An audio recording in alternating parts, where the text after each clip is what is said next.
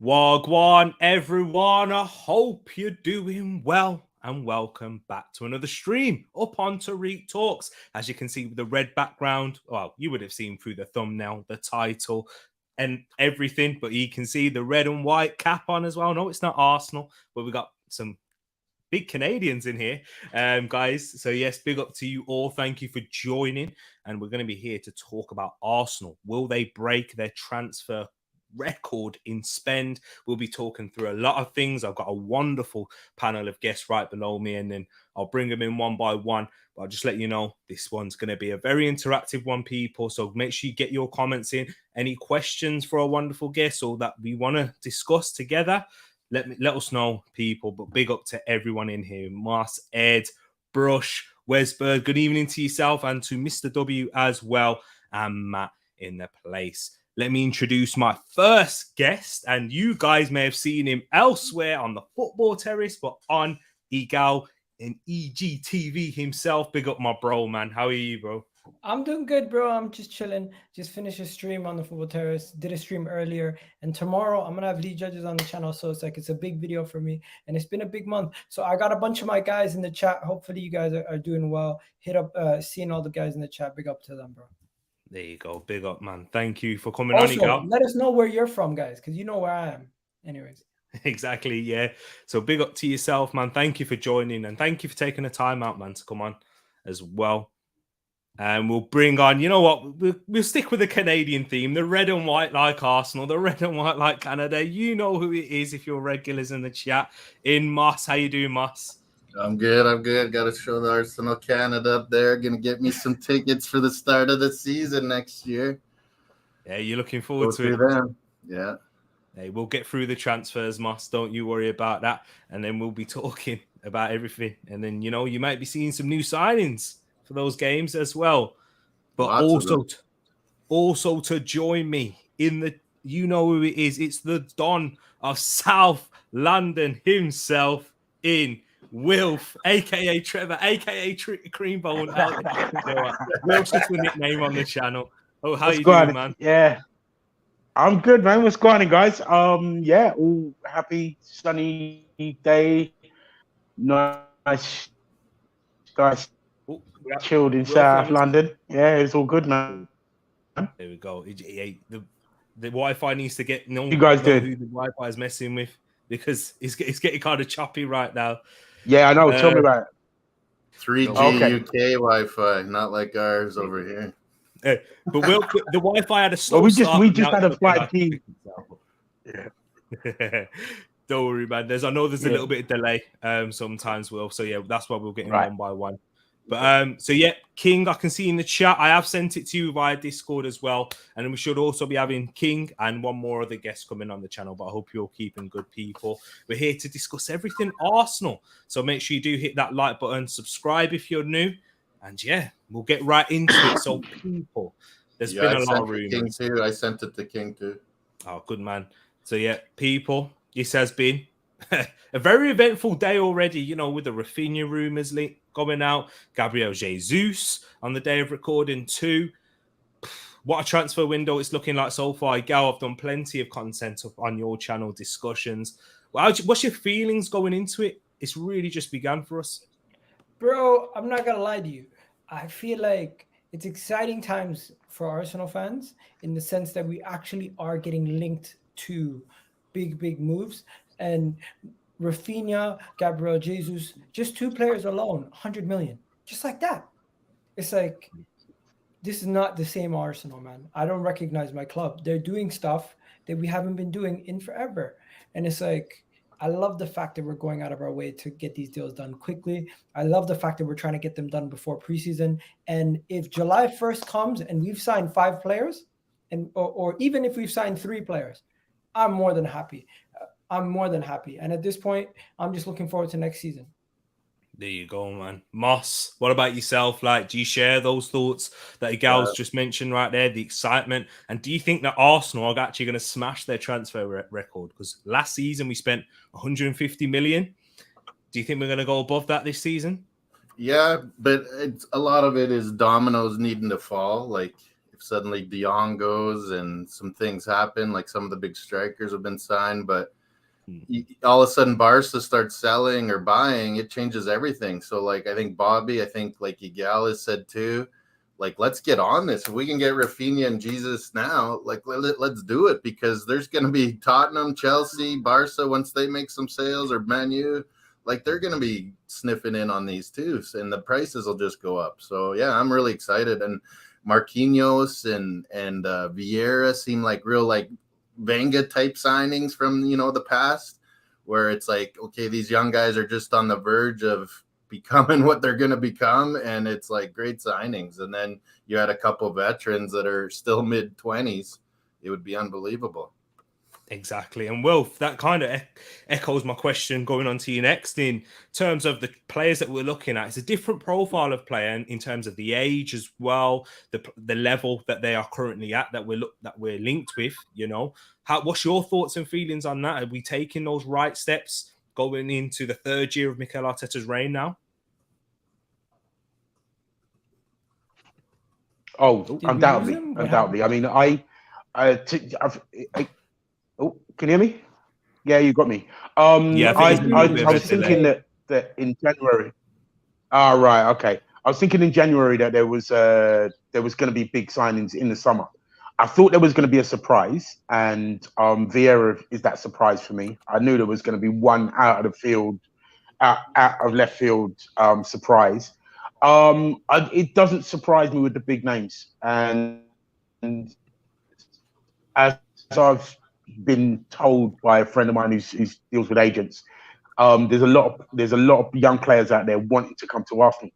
So it never worried me that the likes of Tottenham coming in for Jesus, because I think he's coming to us, unless like a Barcelona or a Madrid or one of them going for us.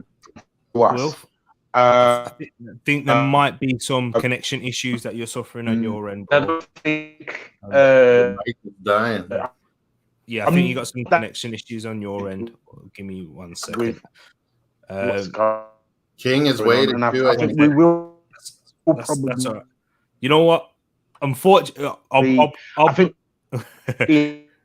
intention. I'll bring in King for this moment. Wilf, let me know if you can try and sort that out. But big up King. Nice shirt. Big up King. Nice. Big up yourself. Wilf, I've just popped you in the background for now. I'll see if that stabilizes, then I'll let you carry on. But King, I'm going to ask you that question. What's your thoughts about the players' transfers in terms of the profile of player that we're bringing in, the age? How you feeling, man? First of all, big up the panel. I'm really looking forward for this stream. It's gonna be interesting. It's the first time I think I'm on a stream with Eagle, so that's gonna be good as well. Big up the chat. Don't forget to smash, share, and like the content. And regarding the window, I'm actually excited. I can't lie. I'm someone who I really enjoy technical gifted players. And finally, we are moving back to that era where we'll have a team with a lot of creativity, passing skills, dribbling skills. I prefer that to like power and pace. So I'm really glad to see the players we're linked with. I like that we're bringing in this Vieira kid. I'm glad that we still, even though we're looking for big players like Raphinha, Jesus, Tielemans, we're still going for, unknown players like Vieira, like Martinez.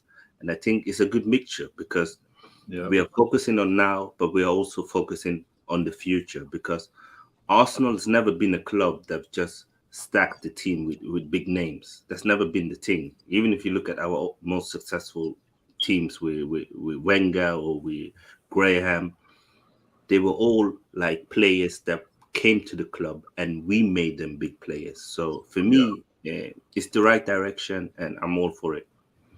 Exactly right there. And you know what? We'll go into the player that you just mentioned there, and that we've got Ravi that said it in the chat earlier. We'll talk about a certain Gabriel Jesus, and you know what? That's the signing that we've been linked with all summer, Regal. What's your initial thoughts on that? When we first linked with him, was you happy? Do we know what kind of baby he had? boy or girl? I was always Do we on know? board for Gabriel. Can you hear me? Yeah, I can hear Yeah, you. Yeah. okay. I was always on board with Gabriel Jesus. In my opinion, I think he's criminally underrated. But the thing is, my first initial thought was we're gonna go back in for Isaac, or we're gonna go back in for some of these other guys, and Jonathan David. Jonathan David and these guys. I didn't think we were gonna get him, and I'm happy that we're going for Gabriel Jesus. He's a much better player than some of these players that we've been linked to, and for the price that some of these guys have been linked to us for. Like a couple, if you guys remember, in January we would have killed for Dominic Calvert-Lewin last minute just to get Dominic Calvert-Lewin. Like we're getting a 10 times. Shit, even Luke De Jong, I would have been happy with. No, I'm saying like we were so desperate for a striker. Some fans would have said they'll bite their hand off for Dominic Calvert-Lewin. That's what I was hearing at least. Now it's like we're getting Gabriel Jesus, a guy, in my opinion, call me crazy, he could make a similar step to Alexis coming to Arsenal, where he comes from a team where he was not the main man, not even the second man, but he was playing a part of the attack where he was never dependent on as the main person to produce in order for them to win. Where now at Arsenal, he's going to be asked to do that. And he could be starting for Brazil, like literally Brazil in a World Cup. Like, and he didn't even get one goal for Brazil. That bothered him. He's going to want to improve, and this he wants to be in that lineup. Yeah, Arsenal are going to give him the platform to not only be the Brazil number 9, to be the Arsenal number 9, but he might be able to show Man City what they were losing, and what all these other teams were losing. In my opinion, Gabriel Jesus, he could be the biggest surprise of the window for everybody. Totally, 100%. And you're right, Miguel. Like, look at when he had a run. He was scoring nonstop when he got the start consecutively. Exactly. Can I show you a graphic? 1 second. You know me. Yeah, sure, man. I always got stuff ready to go. Let me show you something. This right here is a graphic of Gabriel Jesus from Sky Sports, from his starts in compared to when he subs on. Look at that. 99 starts. He has 53 goals, 23 assists. Look at that. Look at those stats, people. In Take 99 those numbers starts. way down, and it's like Eddie. Like, look how much Eddie struggled subbing on. But when he got consistent starts, he started banging, you know? It's a good point. It is a good point. We'll get into Eddie a little bit on later on, but yeah, look at that, people. If you're just listening, I'll read it out for you. When he's starting in 99 appearances, he scored 53 goals and had 23 assists. When he's been subbed on, 5 goals, 6 assists in 60 games. So the difference is major. And look at the difference in minutes as well that he's getting. That's awesome, Miguel. That's something I've wanted to see. Hey, and that gives us even more confidence as fans. Big up yourself, Miguel, for that one, man. Appreciate that one. But Moss, my question is for you, and that kind of leads on to this one in a way. Do you know, with Gabriel Jesus and what people have been questioning about him, is he a 20 goal per season striker? Probably not. But do you think that's essential? Do you think so? I think he is. If he gets the starts, he'll get with us. It just depends how we're playing the Europa and the league and the cups and stuff, how much he starts in the Premier League. But yeah, for sure, 20 goals in all the cups and everything. If you count everything, for sure, 20 goals he'll get. Yeah, interesting, because when Miguel brought up that graphic, it was 53 goals in 99 appearances starting. If you think of that, he's getting more than 1 goal every other game. So you know what I mean? That's a decent record. But what about you, King? Because there's been doubts about Gabriel Jesus in that sense. Is he going to be scoring those 20 goals? Is he the type of striker we want? We've seen him play out wide on the left and on the right for Manchester City. That's kind of what's still in doubt with him. We're not getting that proven striker. But what's your thoughts? Yeah, I think that the potential is there for me. I think Jesus, what I like about him is that he's a very mobile and creative number 9. So we know that he can play on the right, he can play central, he can play on the left. But we know that Pep loves to rotate. And now this will probably be the first time where he will be the main man. And I think he's ready. He's 25. He's proven in Premier League. He's a Brazilian international. I think he's going to do well. And I can see him score between 15 to 20 goals, but I can also see him get like 10 to 8 assists as well. So for me, I'd rather have a striker who give us let's say 15 goals, and he gives us 10 to 12 assists, then the strikers give us 20 goals, but he only give us 1 or 2 assists, if that makes sense. It's very true. And thinking about it from, I'm trying to come from the devil's advocate perspective here. People will also question he's making that step down to Arsenal. Are we going to get as a hungry player coming into the side? I know Gal spoken about that Brazilian international Wilf, but is he coming into a forward line that's going to be thriving because we didn't score many goals last season? Or is that because, we expect Jesus to take those chances or create chances himself? What's your expectations of Gabriel Jesus if he comes, Wilf? No sound. It's yeah. I think it will slot in perfectly. I think we're set up for him. I think it's a great move for him and us. I don't think it's a step down. 1 second. I think I can hear sound from your other device coming through. Right. Okay. That might be. Yeah. Is that better? Yeah, that's better. Is that better? Oh, well. Right. Yeah. I can still hear it. Oh, right. Hold on 1 second. I might be. 1 second. Are you listening to the stream? There you go. Well, okay. Yeah, it might be. Oh no, yeah, cool. I tried to come in on StreamYard with another thing, but anyway, like I was saying, I think we are. It's a match made in heaven for both him and us. The way that we want to play football, the way that he will create chances, as King said, he will create chances and put them away. He will be the missing link from our forward line from last season. I think he will push us from the next step. And I mean, just before I cut out, I was saying about our transfer budget.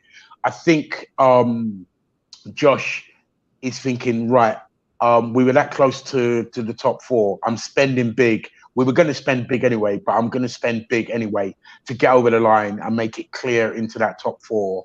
And it's a bit of a gamble with what they're spending, but I think they were always intended to spend between 150 to 200 million in the transfer market because they want to make that push now rather than waiting for everybody to catch up to us. And I think Jesus and possibly Raphinha are that step, are that extra push. You know what I mean? The kind of players that we're buying now, are a little bit older, a little bit more experienced, and a little bit more first team. There you go. We'll get into Raphinha as well, people. But before I do that, guys, make sure you smash the like button as I'm looking at the poll that I put in the chat, and Will kind of mentioned it there. How much do you think Arsenal will spend in the transfer window? Is that going to be less than 100 million, in between 100 and 150 million, or 150 million plus? Just a quick go round, and then we'll move on into the next transfer. Igal, how much do you think we're spending out of that? I think we're spending 200 million, bro. Interesting. What about you, Moss? Mine's 200 million, but saying that we're gonna probably make 50 mil on transfers too. Interesting. What about you, King? So net at least 150, 160. Yeah. You see, overall or net? Just spend. That's all it is. Okay. I think we'll probably spend over 150. I wouldn't be surprised if we reach even 200, but I reckon at least at 150 for sure. Yeah. What about you, Wilf? I'm the same. I think it's 150 or above. I think they have to make that push. Otherwise, spending that much last season is a bit of a waste if you don't back it up this season. So yeah, I think over 150. And that's what 55% of you guys in the chat have said as well. 55% going with 150 million plus. 45% going with in between 100 million and 150, and 0% saying less than 100 million. And that's quite good, isn't it, Arsenal fans, to see that we're going to spend a lot of money again. And for two seasons in a row now, we got to give the Cronkies some credit for that. I know we don't like to as a fan base as a whole. Bro, we're going to spend... Hey, they're non-stop winning over here, man. We're going to spend big, but the reason we're going to spend big is because we still need a lot of quality in this team. Once we have enough quality in the team, then we don't need to spend big. Why do you think Man City and these other teams, they only buy 1 or 2 players every summer? Because they only need 1 or 2 players. We need like 6 every year.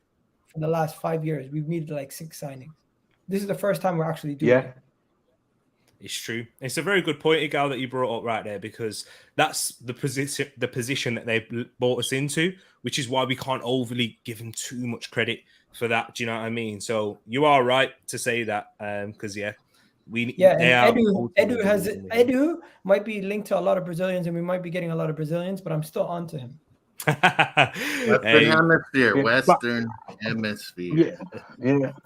But I think that the lack of spending like we have now this season and last season has been more to do with the infighting between Usmanov and Takeover and whatever, and it wasn't. I mean, the Kroenkes have only had the club to themselves for the last 2-3 seasons.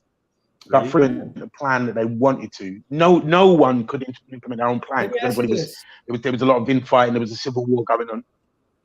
Bro, let me ask you this: when the Kroenkes were protesting against when we were protesting against the Kroenkes, were you one of the people that were backing the Kroenkes, saying, you know what, we're too harsh on them? No. I wanted Usmanov. I am changing. Saving our club, saves our club over. Of course. Like Chelsea. Totally, exactly, and it shows what I know. What I think has happened, and one of the things that was actually a blessing in disguise was, the Super League thing. That made Josh have more power, and Josh understands the club, the British system, Arteta and Edu more than his dad does. And that is, he obviously said to his dad, you know what, we read the room wrong. Let me run with this. You've got all the other ones, you've got the American football, the hockey, the this, and the other. Let this be my baby. And I think they're winning everything. Yeah, but I think this is Josh's baby, and you're seeing when I say a young team, young manager, a young executive in Edu, a young owner in Josh, a young team. That's why it's all working. This is why they're going, right, we're spending big here. We didn't spend ridiculously in January.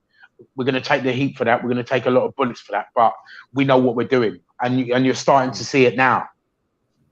There you go. Right there. No one's shirking at the money. They're just going, right, okay. Vieira, 35? Yeah, got it. Jesus, 42, 43? Bang, we got it. Exactly that, people. But we'll go into your comments and let's see what you guys and girls are saying. Mr. 200 himself in PM, he's saying, I may be thinking too small, but I'd be happy if we pulled off 3 out of the 5 players we have been linked with, as long as one of them is Jesus, because Jesus has the experience of playing in the top level competitions, winning stuff. Exactly that.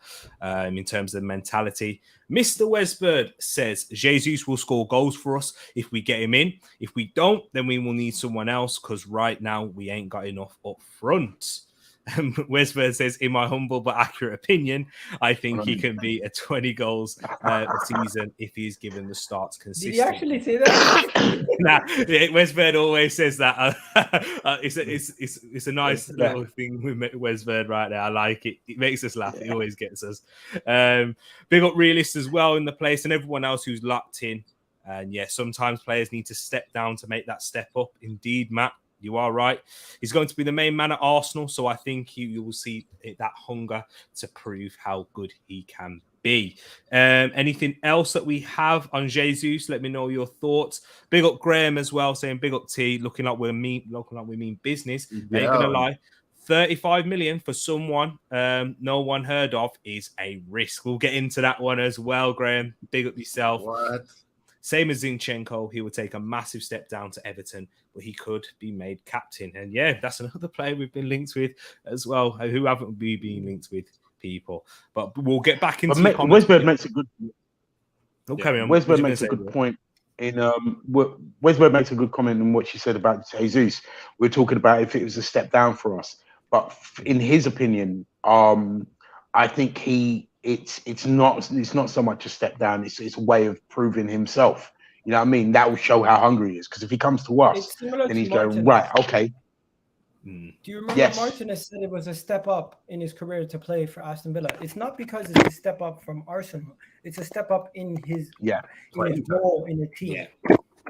Yeah. Totally understand. And also, In his journey, let's not forget, like we bought Alexis Sanchez from Barcelona, and it was a step down from Barcelona, but he was only playing half the time. You're right.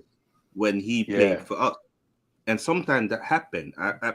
Jesus probably back himself that he's good enough to take us to the next level, so he don't mind coming to us because he knows that with what we are doing now, we can be competing with him in the team. So I'm all for it. Yeah. Miguel, did you hear some of these reports that it's kind of almost a done deal now? I heard, guys, that the price is actually much cheaper than it's 42 plus maybe 5 or something. Yeah, that's what I've heard as well. 42 plus 5. Yeah. On top of that, I'm not gonna lie to you guys. From what I've heard, the deal was done a week ago. Oh yeah, a long time ago, I think. Yeah. Like he's having a baby with Brazil. Guys. Yeah. We've been speaking to him from I'm thinking February. November, I heard the initial start was. Yes. This is the one Arteta is focused on the most. So don't worry about it. This deal is gonna happen. It's gonna be. To be honest, I think we've actually been speaking to him from the beginning of last season, because when the noise about Sterling was happening, there was a little rumblings about Jesus then. So it may. I think this has been going on for a very long time. And from one Brazilian to another, we swiftly move on into today's big news. As you can see from the AFC stuff, this was reported by Charles Watts on Twitter. We spoke about this on a Gal stream as well, so go check it out. We had a lot of Raphinha talk there. But Arsenal are also keen on bringing in Leeds winger Raphinha to North London and believe they could get the deal done for the winger, providing Barcelona do not rekindle their interest. Well, Barca lowballed them 30 million or something. 35. That's what they said. 35 million. And Fabrizio Romano tweeted earlier on as well that he looks like it could be in the 60s to 70 million margin. He didn't give the currency, so it could be euros or pounds. We're not sure, but it looks quite big. And Igal, I'd love to hear your thoughts on that. Yeah, have we put in an actual bid or no?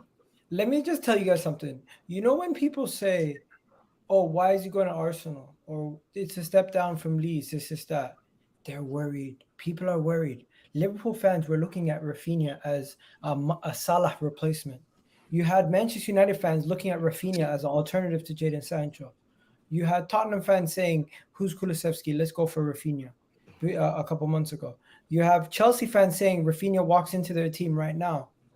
So when it comes to all these other clubs within the Premier League, they say Raphinha, they can see the quality in the player and they're fearful. I think if we get Raphinha, that is much better than getting 2 strikers any day of the week. Raphinha will give us the goals that another striker will give us. He could Gabriel even play striker.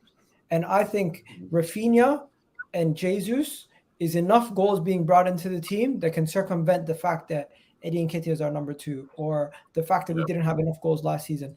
And overall, he's a player who, if you guys don't know, he's related to Ronaldinho. Yeah, I heard that today.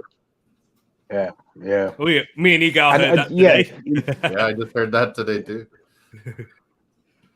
What was you going to say, Wilf? Igal makes a very good point. I don't worry about the noise from other teams and teams saying, "Oh, it's a step down." Igal's right. It's jealousy. It's people not wanting to give us our credit. They're frightened. If we get, like he said, we get Raphinha, Igal, and Eddie getting the run of games that he gets, and if Vieira is the player that he says he's going to be, there are going to be some scared teams of us that are going to be looking out for us. I mean, might not be in the punditry world or or on social media or everybody else, but people who play football, who know football, are going to be scared of us. Because they see what we did on the dregs last season. We had a skeleton squad. There were people running on MT. We had injuries. We had this, that, and everything that could go wrong went wrong for us towards the back end of the season, and we were still in the mix up until the last 2-3 games of the season. If you know football, you would be scared of us strengthening, because if we strengthen, where does that take us? You know what I mean? If we can ride the injuries, if we can ride the suspensions, if we can ride the lack of form from 1 or 2 players, it's going to make us very dangerous. It's going to put us in a mix, and we're going to give some people a bloody nose. 100%, you're right. And King, when I pose this question off to you next, when we spoke about Gabriel Jesus in terms of Raphinha as well, I do think these are the type of players that will give you 10 to 15 goals minimum. The ceiling could be higher. And the fact that Arsenal moving into that direction is promising, because that's the mold that Manchester City are taking. They're getting goals from everywhere, left, right, and centre, literally. But obviously, they've gone another level now. We're getting in Haaland in. But if we can get to that level, then we won't be too far. We're bridging the gap, and that's what we're trying to do. But bro, I'm just excited, man. I'm just excited. I see it on Twitter right now, Mohamed Al-Neni, who's a bench player, putting in the work training. I think we have a squad next season where you look at it, every single position, we actually have a decent backup. Exactly. That is what I'm excited about. Because if you have a team where you have a replacement ready to go, like for like replacement ready to go in each position, we now have the squad depth to compete. And I'm not saying we're going to win anything. I'm just saying we need the squad depth, because we're going to have 5 substitutions. We're going to be in all the competitions plus Europe. This is great. This is a good opportunity. And I know you guys are going to bring up Arteta or other stuff in a bit, but to me, this is exactly what we needed. And Arteta himself and the board and everybody, if they don't get it right with this after we get the business done, then of course there's no hiding. Yeah, I totally agree. I echo those thoughts. And this is what I'm going to say to you as well, King, in terms of the attacking signings that we're seeing in Jesus or Raphinha, which one are you more excited about? Ooh, Raphinha maybe. He's one of my favorite players in the Premier League. I've enjoyed him so much. He's the main reason why I've been watching Leeds games, and I didn't know anything about him until he came to Leeds. I heard a bit that he was a baller, but I'd never watched him actually. And then when he came to Leeds, I was like, wow, I would love to see him at Arsenal. And then, this season he stepped up even more, and he's performing for Brazil, and he's amazing for them. He's probably been their best player ever since. He was huge down the stretch, because they had nobody, and they were double teaming, kicking him, and he was handling it. I was impressed with him down the stretch under all that pressure. Hey, King? Yeah. He really turned up this season for Leeds. He's probably the main reason why they stayed up, because we know Calvin Phillips was injured, Patrick Bamford was injured, Llorente was injured, and so many of the main players were injured. And he was the one who was producing magic moments. And he's such a threat. He's such a, throwback kind of player where, like your Robert Pires, your Arjen Robben, who just attack the fullback. And if we get him, I'm gonna be so happy. Honestly, he's a quality player. And when we played them, he went right head to head and face to face. They kept showing around the league. Who was that on our team? Was it Gabriel? It was Ben White, I think. Wasn't it? Yeah. They kept showing that picture around. They were like right head to head and like. Yeah. It was that picture. And big up, and we got Crab in the place as well. Big up, Crab, man. How you doing, bro? Yo, what's going on, man?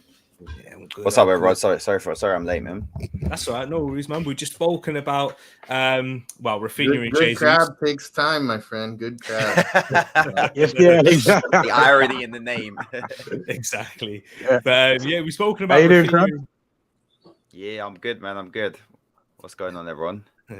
We're all good, man. We're all good. We've spoken about Raphinha and Jesus. I'm going to ask you the same question, similar question to what I asked the King, in terms of which one are you more excited about? And is there any bit of pessimism in you looking at either of these players coming in? First question: which one am I more excited about between Raphinha and Jesus? Jesus. That's a tough one. That's a tough question, you know. I like Raphinha's game more, but I feel like we need. Yeah. I just need to see a striker join. I'm not gonna lie. I need a striker to join ASAP. I think we need to just solve that position. And Jesus is probably the closest to that at the moment that we're linked with. I like both of them though. I do like both of those signings. Yeah. So sure. I'd say I'm more excited by Jesus. And then what was the second question? In terms of like, well, I forgot what it was actually, but it's in terms of like the attacking signings. Like, do you think we're going for the right mold? Is there anyone elsewhere that you would have looked at to get instead? Do you think we're getting value for money? All right, so there's two things with this striker situation. Is that it's kind of a double-edged sword in that I don't necessarily Jesus wouldn't have been my primary choice. But I can't really tell you who would be my primary choice because there's no strikers out there. There's no guaranteed top strikers out there that are available. So it's very tricky. But when I look at Jesus, I'm like, I don't really see him as that 20+ goal striker for Arsenal that we've been needing since Van Persie? Aubameyang, sorry. But it's arguably one of the best we can do because he's used to the league. He can score goals. There is potential because I think we all know Pep's system, it does inhibit sort of like personal flair a little bit. So potentially he could be that goal scorer, but I'm not sure if he's gonna reach those heights. Hopefully your boy Eddie Nketiah can fill in the gaps then. Hopefully so. We will get to Eddie as well, but people. I don't know, man. I don't think there's any. You just said Nunez again. That would have been another. Huh? Are you against Eddie getting a new deal? Yeah, I don't see the point in that. What? Okay, I need more elaboration. What did you think about Eddie? I don't really think he's that good. I just don't think he's good enough. It's that simple. I'm not like, oh, this is a terrible bit of business. But the thing with Eddie Nketiah is why we should have sold him when we could have got 20 to 30 million for him. We're not going to get that again. Okay, so he rips it up for Ghana. Would you have let him go on a free this summer? No, I would have sold him ages ago. Okay, so but the club does that. They run down the contract. That's the club's fault for doing that because you have no choice at that point. Okay, but that's not what I'm asking. I'm asking you, on the scenario that we found ourselves in this summer, where Eddie Nketiah was to leave on a free, or we were to give him a contract, would you have let him leave on a free? Yeah, but that scenario was a result of them not taking the offer when the money was on the table. So it's kind of like you dig yourself a ditch. And then you're like, well, there's only one way to go here, isn't it? You guys, MA came in and liked Eddie. I'm not going to look back at all the decisions that led to this point. Would I have let him go on a free this summer? Yes. Yes, but I'm gonna preface it. I'm gonna say yes if it meant that we were getting two strikers. We probably would have. Which we probably would have. It's the same with the El Neni situation. If we didn't renew El Neni and let him go, we would have bought another central midfielder. Yeah. These players are taking up spots in the squad. Like people forget that. It's like they're talking about renewing Eddie's a good deal, but that literally means the club does not need to sign two strikers. You only need to get one. Okay. So you're also against El Neni getting a new deal. 100%. Why would you want to keep these players? I don't understand. How long has El Neni been here? The club views finding an 8 to replace Xhaka in the starting 11. You really think they're going to replace Xhaka?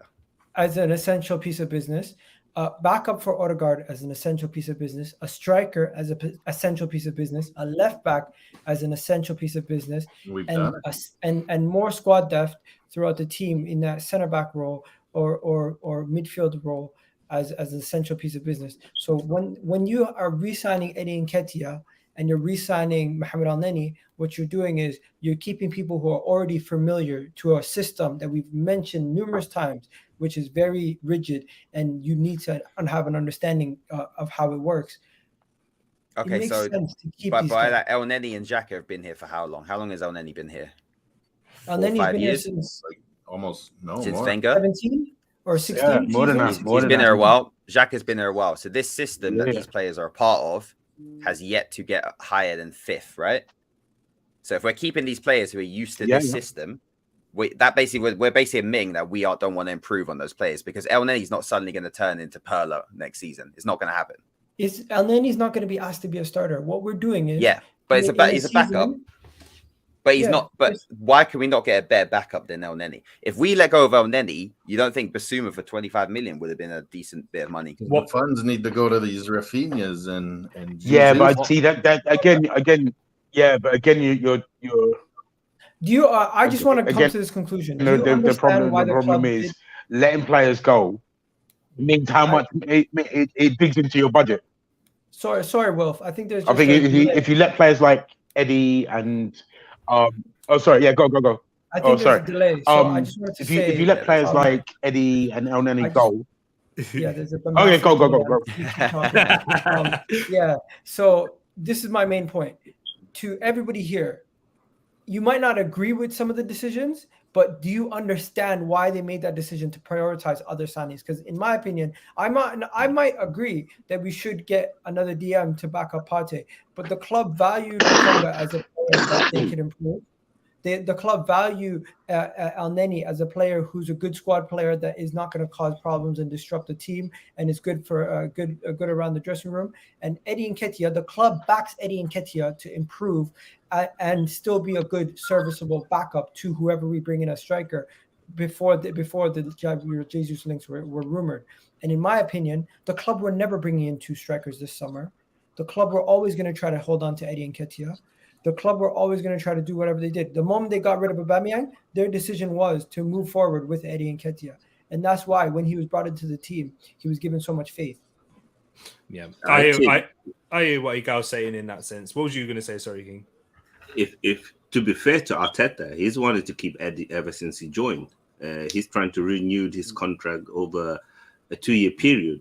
We may not think that he's good enough, or we may not rate him, but all I'm saying is that Arteta sees these guys every day in training. He's been seeing Eddie, and since the first time he saw Eddie, he saw something in him, and that's why he cancelled his loan with Leeds, and he didn't go to another team because he saw something in him. And if you look at Eddie, we can clearly see that he's become stronger as a player. He's become more versatile. Like, even if you look like from pre-season last year, he was playing on the wing and he didn't look lost on the wing. And that surprised me because I've never seen Eddie as someone who could actually have played in the wing. So I think he's developing as a player and he needs playing time. I'm not going to sit there and say that, oh, I'm so excited that Eddie's here. But clearly there's something in him that the manager rates, and that's why he's tried to renew his contract for such a long time. And man, now that I agree totally with that. For us, he scores for Ghana. Man, we about to sell him for a whole lot more, Crab. Yeah. I mean, that's fine. In terms of the business thing, then that's fine. I agree with that aspect of that. If he doesn't, but that's a risk, isn't it? That's still a risk. He could end up just not getting 5 Premier League goals next season. Anything can happen here. But what we know guaranteed is that if we let him go, we would have had to sign 2 strikers. Just a final point on that. If we let him go, we would have put ourselves. It could have been negligence, and we might not have signed 2 strikers because there's still other priority areas. And also, just a last point: strikers are always the most complicated players to buy, because look at Eduardo. Everybody was telling me that he's way better than like Eddie, but he's not really kicked on at Palace. Look at Daka at Leicester. Everybody was telling me he's way better than, but he hasn't kicked on or scored more goals. So that is probably the kind of second striker that we would have bought, and they would cost you 15 to 20 million, and there's still no guarantee that they will score you more goals than Eddie. Facts.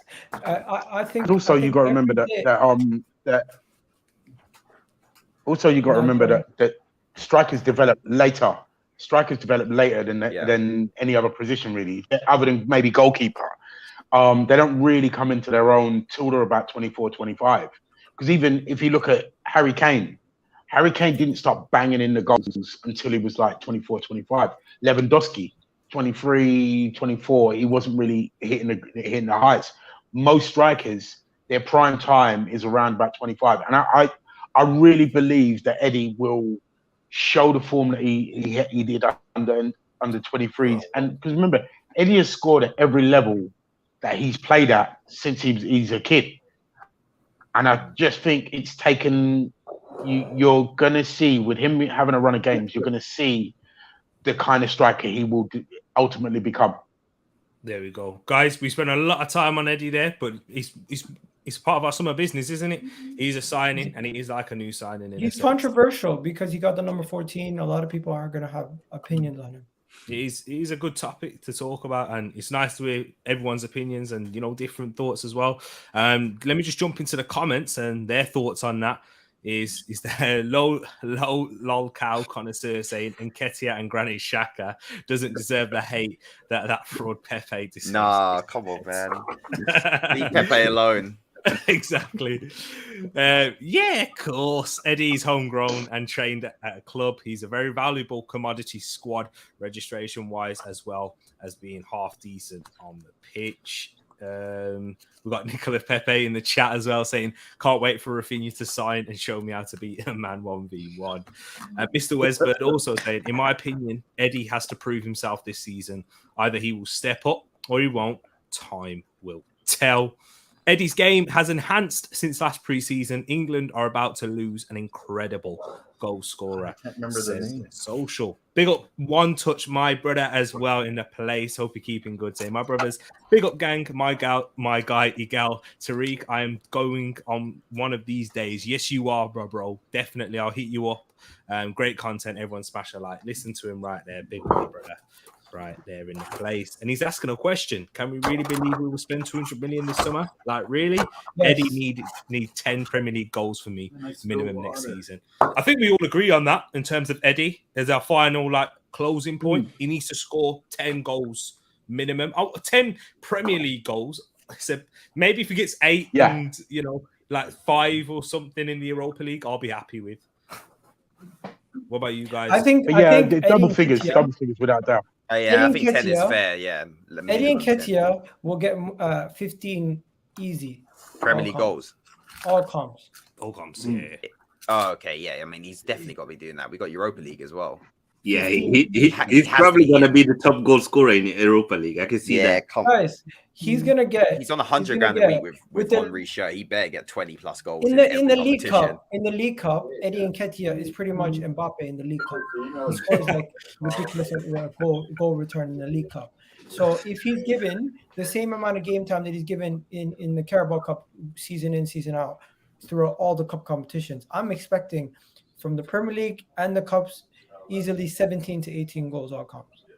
But do you think? I don't think. What was the thing with him not signing because he wants to start? So I don't think he's going to do that Europa League again. He had assurances that he would start at Crystal Palace, but Arsenal would only be able to give him a third striker role. But the moment Lacazette and Aubameyang left, we started giving him assurances that he's going to get the second striker role. And now that he's of an age where he still can develop, he doesn't want to ruin his career staying at Arsenal, being a third option, an academy player who never really gets a chance when he has the opportunity to start week in, week out in the Premier League for West Ham. Exactly that. And as Westbird says, again, in my humble but accurate opinion, I think that maybe should be. I think I retired the number 14, but regardless, I do believe it's going to be Eddie's breakout season. I really do. There's a bit of lag again. It's going to be Eddie's breakout season. There we go. A bit of lag again, Will. Yeah, I think the delay's gone even bigger. But regardless, I do believe he deserved a new contract and not the abuse that he has received. And that's Eddie. And we've still got 2 more transfers to talk about in terms of incomings. And we're going to do a tier list as well in terms of other transfers that we've been linked with too. But this is some more good news, people. Ooh. That's come out about an hour ago. Arsenal wants to sign Lisandro Martinez more than any other club and will push for his signing in the coming days. So this is from Cesar Luis Merlo right there, as you can see him on this side as well. Lisandro Martinez, the Ajax centre back, looking, all the rumours broke out recently about that. Another one that was kind of under the radar that he was after, but Arteta really likes him apparently. And we'll start off with you, Moss, because we ain't heard from you in a while in terms of this. So what's your thoughts? I really love this guy. Oh yeah, Lisandro. He's like, I hate Ramos. He's a lot like him, but left-footed, eh? Yeah. We hear you like this guy, apparently. I know what you mean. But, Bro, you're having an orgasm hearing about him. What the heck? Lisandro. But yeah, but talk to me. What have you seen? Have you seen much of him at all, or do you just like the little highlights? Yeah, I that saw you've seen one on YouTube? Argentina game. I've seen a couple times FC Porto with me trying to check out Eustachio, the Canadian that was there. I didn't even notice this Vieira, but like, man, you see how he dominated under 21s in Europe for Portugal, and then Lisandro's on Ajax, and I saw a few of those games in The Champions League. Yeah, and watching Champions League, I saw him. Man, he is so much like a left-footed Ramos, I said earlier, where he can be left wing back, left center back. And then you watch him with his left foot, he's like Frank de Boer, like he's pinging balls all over the place. Because a very hard tackler. He used to be a DM, if you don't know. Yeah, like he can do it all. Like and even more, Tereak, what I've always been saying to you, it spells out even more so now. It's Three-back system. Three-back system is coming. I don't believe that. Does anybody think that we're going to go to? Arteta doesn't like it. Arteta doesn't like it. I guarantee there's no way he's winning. going back to a three-at-the-back system. There's no way. We're going to get to that. This is why I brought you here. I guarantee we'll do it against I fully disagree. Yeah. I think he's not coming in to start. He's coming in to play a bench role where now that we have 5 substitutes, guess what? When you look at the bench, instead of putting 4 defenders on the bench or 3 defenders on the bench, you put Martinez on the bench who can play left back, center back, DM. That's what it is. Yeah. He can play all over. Have you noticed that's the profile of player that we're Have you noticed that's the profile of player that we're getting? Yeah. That's because we need versatility, man. Yeah, we've gone for very versatile players. So that way, I mean, it's a very smart move in the fact that you're not spending as much. So with each player, you're getting at least 2 or 3 different positions with that player. So it's actually a smart way of covering your back. So if we get all our signings, we will get cover at left back, cover at left midfield, cover across the front 3. Even covering in midfield, defensively for Partey, for Tierney, for Saka, for all the kind of players that are important for us. If you look at the players that are coming in, they are cover for each and every one of those positions as well as their own position. Yeah, 100%. You're right. And also, do you know what? With Lisandro Martinez, what we're looking at is that aggressiveness. I think that provides a lot more balance as well. You know, with Saliba and Benjamin White coming in, they're more conservative defenders. When we're looking at that in that sense, they are players that aren't going to engage in the tackle. I was listening to Julian Laurence talk about this. If you got to have a balance at centre back for me, and he's smaller, but he's actually got better aerial stats than William Saliba. We're talking about him winning balls in the air because of that. Shorter and Tereak, but better at heading. But yeah, it's a decent signing. Is anyone against this and thinks that we shouldn't be going with this? Crab King? How could you? Nah. Was it 30 million? I think you got to get it done before other clubs get on them too. I'm not mad at Arsenal spending that. I think that kind of money, if it doesn't work out, I don't think it's a big deal either. I think your 60 million is your first team players have to work out. 30 million is nothing these days. So I'm not mad at that at all. We got to sign some starters though. We have to start signing some starters. For me, if we're getting this guy, is that Zinchenko done? Well, I think so. If we sign this guy, we're not signing Zinchenko. I think the Vieira one was Tielemans was done, and this one is Zinchenko's done. But guys, Zinchenko's not happening. Hickey? What about I think these are a lot of utility players though. It's a lot of utility players. Like we need to get someone who's going to go into the team straight into who is going to be our striker and our right wing and not right winger, left winger next season. We know who's going to be these players. Who's going to be our goal scorer? Last transfer window. Right, we thought that last transfer window that the players that we brought in were going to be squad players. I think a few of these players may come into the squad like your Tomiyasu's and your Ramsdales and whatever from last season. I think they will surprise us by starting. definitely Jesus. I think if Raphinha comes, he's a starter. I think Vieira will start a lot more games than people think initially. So yeah, I think a lot of these players will surprise us about being stars. Yeah. And you know, And I think one of the reasons why we are buying kind of versatile players is because Arteta's system is very flexible. So your number 8 can sometimes be the left back. We've seen that with Granit Xhaka. So he wants players who are good on the ball, aggressive, and can you want like left-footed player in certain positions, and you want right-footed players in certain positions. And as centre back, he definitely wanted 2 left-footed centre backs. And Gabriel, for everything that he's good at, his passing isn't the best. So I think them two can compete and complete each other. Lisandro's a very good passer.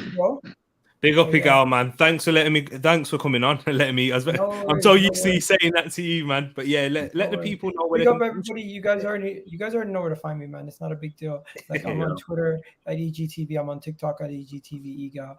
And obviously my YouTube channel, EGTV Egal also. So if you guys want to check me out there. I'm going to be doing a video with lead judges tomorrow at 3 p.m. So yeah, have yourselves a wonderful day. You too, man. Take care, Egal.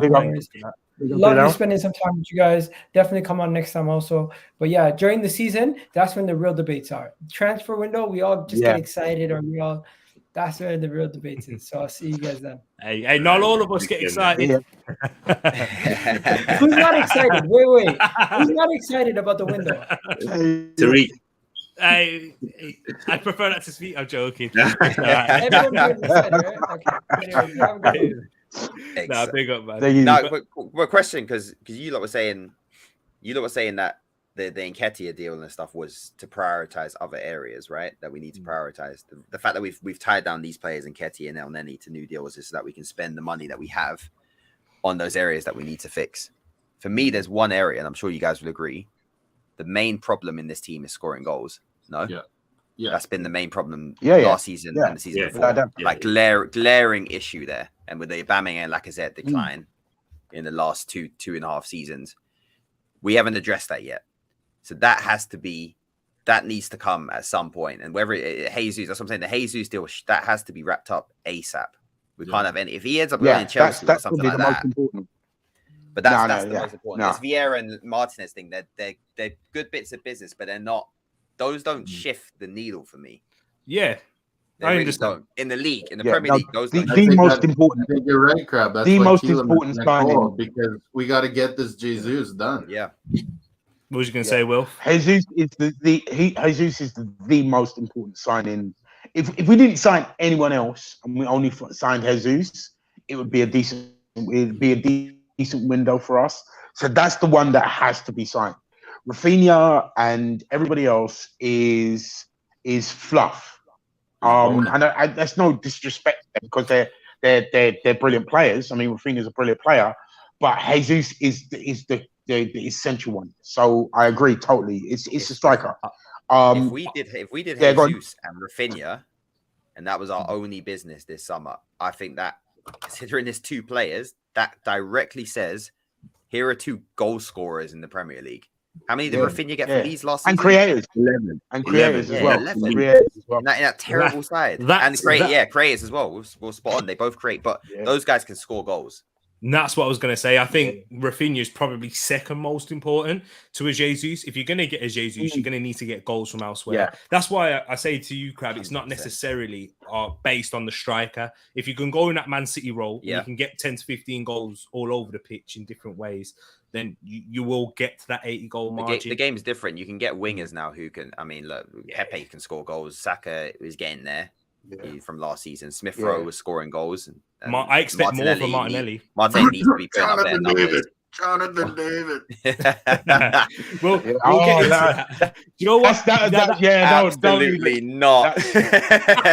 We'll get into that. I don't want to sign deserve it, anyone yeah. who's got 99 pace on FIFA. I don't want any of those players coming to Arsenal. If you're watching the video right now, you can see that we have got a tier list ready. I'm going to be discussing with my panel on each one, which each player should go for. What rank they have. We got sign now, which, you know, you can kind of guess from there. You got to sign them right now. So I may as well put Gabriel Jesus there, okay? Yeah? Are you happy with that? Just as a quick example, because we just good. Sorry, not in that one. Talking he's about available and he's prem proven. Go and get him. Can I just say one thing here? Can I just say one thing here? If anyone's noticed, the players that we are signing are also helpful to big up and build up the players that we already got. Like your Vieira helps out Odegaard. Your Raphinha helps out Odegaard and Saka and takes the pressure off them in game. So they're not you can't triple up on Saka now. If we've got Raphinha, if we've got Gabriel Jesus, you can't double up on Odegaard if we've got Vieira. If you notice, the players that we're coming in are Martinez, your Saka's, your Odegaard, like I said. That's what's happening. But I just wanted to put that out there. Interesting, and that will lead us on to another point when we talk about our left side. But just to let you know, sign now means sign now, like Gabriel Jesus, for example. Yeah. Good, that will be a good signing. So let us know who you think should go in there. Like, you know, we'll get into it. But decent means, yeah, that's a good signing. We could get better, you know. Decent, he might get into the squad, might help out the first team a little bit. Rotation option. Last choice. Is decent mean like you can get a guy, but hopefully it's a good deal. Decent means like it's an upgrade slightly in the squad, not the upgrade that you expect, but you know, just another addition, another body in there. Last like choice. Lukonga. Yeah, he's a decent. Yeah. Like you'd say, he's a decent backup in a way, but he's got room to kick on, so he could be like decent going up into, you know, a first team starter. So yeah, I'd say Lukonga, you know, last season was a decent signing.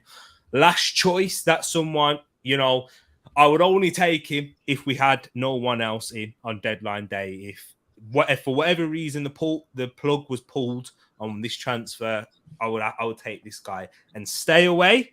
You don't want him at all. So we'll get into it, people. So we put Jesus already in sign now. Anyone in the comments disagree, let us know for sure. But I see before we get into it, Nigerian Englishman puts, I prefer Trossard over Raphinha, if I'm honest. Saves money. He can play on the right and through the middle. Also plays on the left too.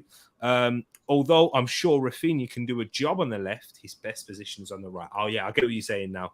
Yeah, so you're saying Trossard because he's got that versatility to play on the right and through the middle. I disagree. It makes sense, but yeah, I disagree as well. Go on, Tereak. Yeah, it makes sense. Indeed, it does make sense. But Raphinha's just on that next level. Like he's on the cusp. The only way it makes sense. Kind of like is it kind of like my Jonathan David to Jesus? I'll take. There you go. Maybe. Trossard to Raphinha. I think the only way that comment makes sense is Raphinha's temperament. That's the only thing that's concerning me about Raphinha. In the fact of like, is he going to be? You're mixing up Brazilian. Raphinha. That's Brazilians for you, man. Richarlison's the exact same. Yeah, and I think Raphinha's the same. He can be temperamental. That's my only concern about Raphinha. I'd be surprised if we signed Raphinha just based on that, because we know already Arteta likes a certain character in that team. I'd be very shocked if we sign Raphinha for many reasons. I'd be shocked, but that would be one. I'd be like, that is not a character. You see what I'm saying now? You see what I'm saying? Fair play if we do it, which I would respect it if we do it.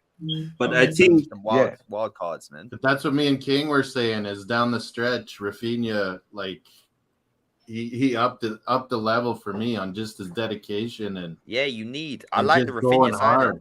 You need some.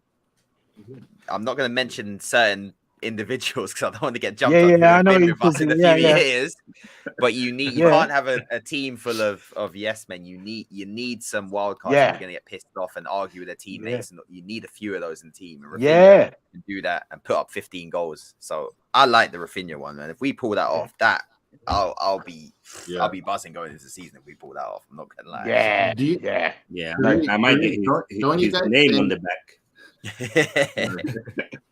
What was this? Don't you guys think we're kind of benefiting that we have money and we're wanting to do things early on here in the window, that the Barcelonas, the Real Madrids are not settled, Ajax, what are they selling? Timber, whatever his name is, to Manu or Anthony. De Jong is up in the air. Like, if some of these things aren't settled, we can get in on Rafinha and get it signed and we done. have to do that and now. like, Yeah, you're right. yeah, and get them for a lower But price. I think than this is they the want.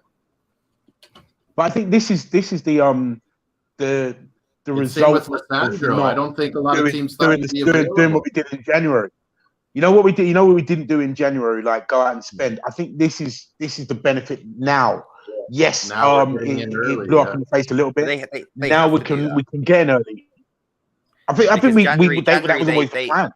Yeah, January they did nothing to the. So it was like you've had a year then to plan the signings that you want to get in for Yeah. next season. So you shouldn't. I think be that's wasting what time. they've You been should be doing. going straight out to them. So we need to get more of these. More of these here we goes need to be coming in soon for some of these players. Exactly. Quick before preseason starts. This And just spe- sad. and speaking of these Jesus and players- Lisandro need done. One sec, Moss. Yeah. Moss. I've got this tier list up. I've had it up for about 5 minutes. now. Okay. I'm Let's trying to roll. get- Let's Okay, roll. yeah. Good. Right. Good. We'll try Digress. and get through this tier list. So we've got. I'm going to go one by one. If obviously you've got a big controversial, if you disagree with anyone, obviously you can give your argument for this as well. This will make it interesting. So where's Raphinha? Where do you rank him, Moss? Sign now, good, decent, last choice, stay away. Real good, yeah, like almost good to sign now kind of thing. What about you, King? For me, he's a sign now player. We need goals. We need creative players, and he's one of them. If we wait too long, maybe someone else comes for it. So for me, it's a sign now. Wilf? Sign now. He's a game changer. He will change games for us. Sign now. Him and Jesus, yeah, definitely. Crab? Sign now. Honestly, I'd be tempted to even put him. I do like the Jesus one. It's just Am I putting he's him been in for that a team. reason? Yeah, I would personally put him. I just love Raphinha. I know we need a striker, but Raphinha is. Hey, That's a me baller, and man. Crab don't agree on a lot of things, but we certainly agree on this. Nah, for sure. Does Nah, the they- order mean look, something or what? And Three. I can like do signing Alexis teams' Sanchez, best players bro. as well. I think when you go to a team and you sign their best player, that's serious intent. Yeah. Jesus is not City's Yeah. best player by a mile, and I know it's Man City, but let's be But honest. see, Pep's letting it go for a reason. I think we need Jesus more, but I'm more excited about Raphinha. I want Jesus more, Yeah. but I'm more excited about Raphinha. Yeah. I hear that. No, definitely, I agree. But big up everyone in the chat as well. Let us know your thoughts. It should be good. I'm proud to be a Geordie. Says sign now before Barca take him. That's probably another reason to sign Or him. Newcastle. Yeah, true. Yeah, you never know. You never know. Their project's exciting, so you never know. Don't get proud to be a Geordie happy. He's gonna go and go get in touch with That's them. what Lot. I'm saying. You know what I mean? Barcelona just got to get their wage budget sorted. Once they get rid of De Jong, they're gonna go mad. Yeah. That's But just they're to sign working their on free players. Lewandowski, are It's they gonna be not? Lewandowski, Kessie, like Yeah, all but these that lots De Jong just start signing- flying in. That De Jong signing, with that De Jong signing, it's not as easy as just getting rid of him because he doesn't want to go to the clubs that want him. He doesn't want to go Man Exactly. He United. doesn't want to leave. He doesn't want to leave Barcelona's a big Barcelona. club. He doesn't want to leave Well, Barcelona. Yeah. So what- if he what- doesn't want to leave, it's gonna make that deal drag It's on only even 'cause more. Ten Hag. It's He's- only I- because of Ten Hag. He will. I think he will leave. Do you know why? I don't think he actually wants to leave Barcelona. Like if it was up to him and it was totally his Yeah, choice, he'd stay. I think he'd stay. But the fact that Manchester United have put a bid in, clubs don't bid no more unless they know a player. Like for example, Arsenal. we don't bid for a player unless they know that they want to sign. Like, Yeah. we never put an official Man bid United in have for been laughable, Vlahovic. but it's still Man United, and Ten Hag's there. Yeah. I think Ten Hag he'll is- join and he'll Yeah. perform to a level. That's the only reason. I don't think he really wants to go there, but he's probably saying, you know what? No. I'm a guaranteed Yeah. first choice player here. I'm going to play minutes. World Cup year as well. My position's in doubt at Barcelona because of all these signings coming in. They don't want me as well, so they may dig their heels in. You know, I think that's why it will drag on. That's why it will drag on, and it will do. It's a disadvantage to both Barcelona and Man United if that deal drags on. It's an advantage to the rest of us. And I'm hoping that because he's not a player that we're going in for, I'd love to see him, but I think I have to stay out of any negotiation for Raphinha until they know that money's coming in. So that it gives us more time to go, you know what, come sign. Yeah, exactly. And Matt's asking, where did this Raphinha talk come from? Did it just break today? It hasn't. It's actually been here for a while. Yeah. Yeah, since like January times, wasn't it? When it was the first. I think he's picked up speed though, because he said he doesn't want to. His agent of him. Like Said they're not waiting around. You guys here, Leeds had like a little media conference, and what's his name? Jesse Marsh. Ted Lasso. I can't even remember his real name ever. He was saying like Raphinha's gone. Like it was like, oh, he's been so. They good. have to sell him though. Leeds are like they have to rebuild that squad. They have to sell their price out. They get what is it, 65, 70 million? They need that money because the rest of their team is awful. Yeah, exactly that. It is true. And Oliver saying adding Jesus and Raphinha makes apparently, according to Now Arsenal, Raphinha. What was that, Wilf? You just cut I out. think the Raphinha deal could be done as. Well, yeah, I said from all accounts, from different things that come through from me on Twitter, the Raphinha deal can be done as early as next week. Yeah, we still heard that. Hey, come on.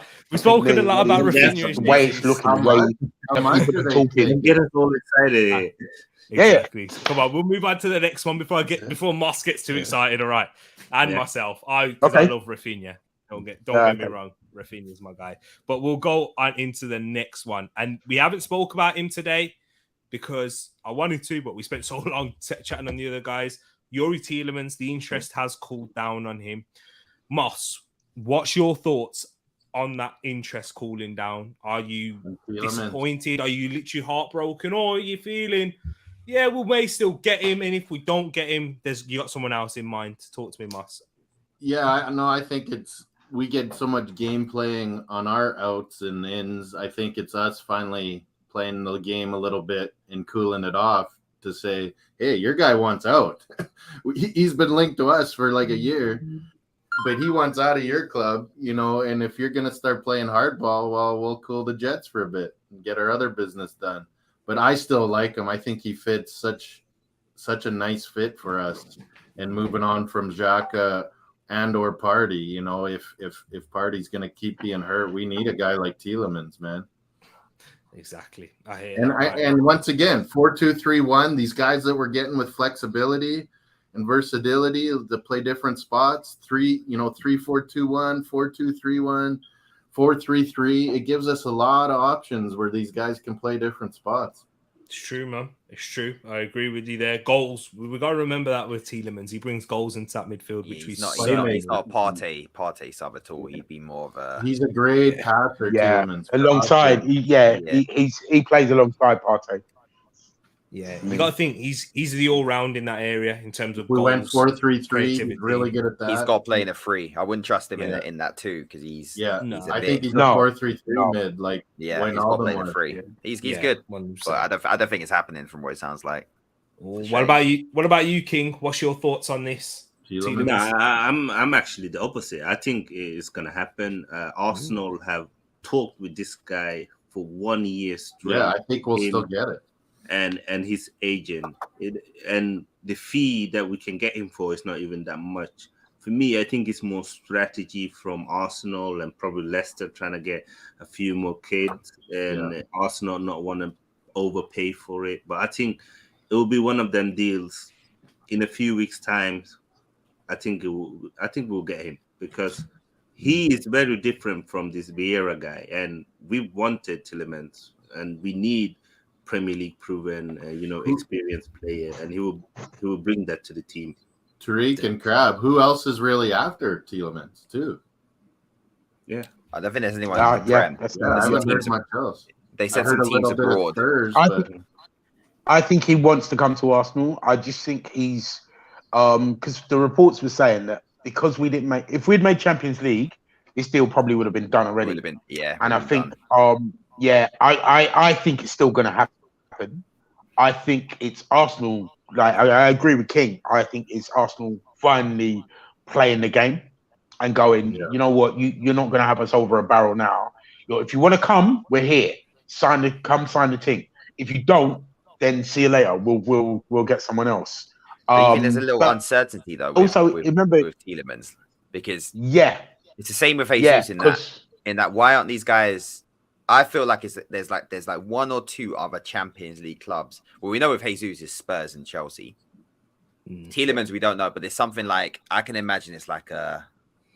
Well, then he started Milan into like one of those kind of clubs where it's not like they're not. They started saying Leicester will give him another year extension. Oh, there's that, but he said he doesn't want to stay. Sell him bigger in January after the World Cup because he's betting on himself. Could do. Yeah. Well, the thing is, remember, if he stays at Leicester another year and sees if we get, because if he wants to come to us and he stays at Leicester one more year and we make Champions League, then it's a done deal for him. I think the Champions League thing was the thing that has changed his mind. Because come January, when it looked like we were going to get Champions League, he was like, yeah, I'm in. I just think that one will go to the end of the transfer window, for him to decide. I don't think he needs to. I don't think he needs to make his decision quick. You know what I mean? Because he's going to see what Leicester does, see how we shape up. But yeah, definitely agree with you there. So Moss, just quickly, where are you putting him in this category? Good. Sign now, good. What about you, King? Yeah, good. What about you, Wilf? Good. And Crab? Good. You saying going to say different to good? Yeah, I'll go good. I like Tielemans. I wanted him when he was at Monaco. Yeah, me too. God, he's going to be important for Belgium, man. He's going to be important. Honestly, I think these guys are signed now, if I'm being real. Because 20-something million. Go get him. I honestly... Yeah. That's fair. I don't think we need to panic. We need to play this game, like Will said. So it's good...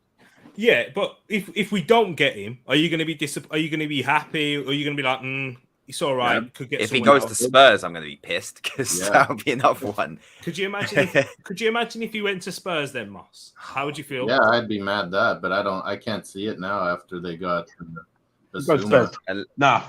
unless he's going to jail. Okay, exactly. Yeah, the backup is in case. Probably signing Tielemans quick.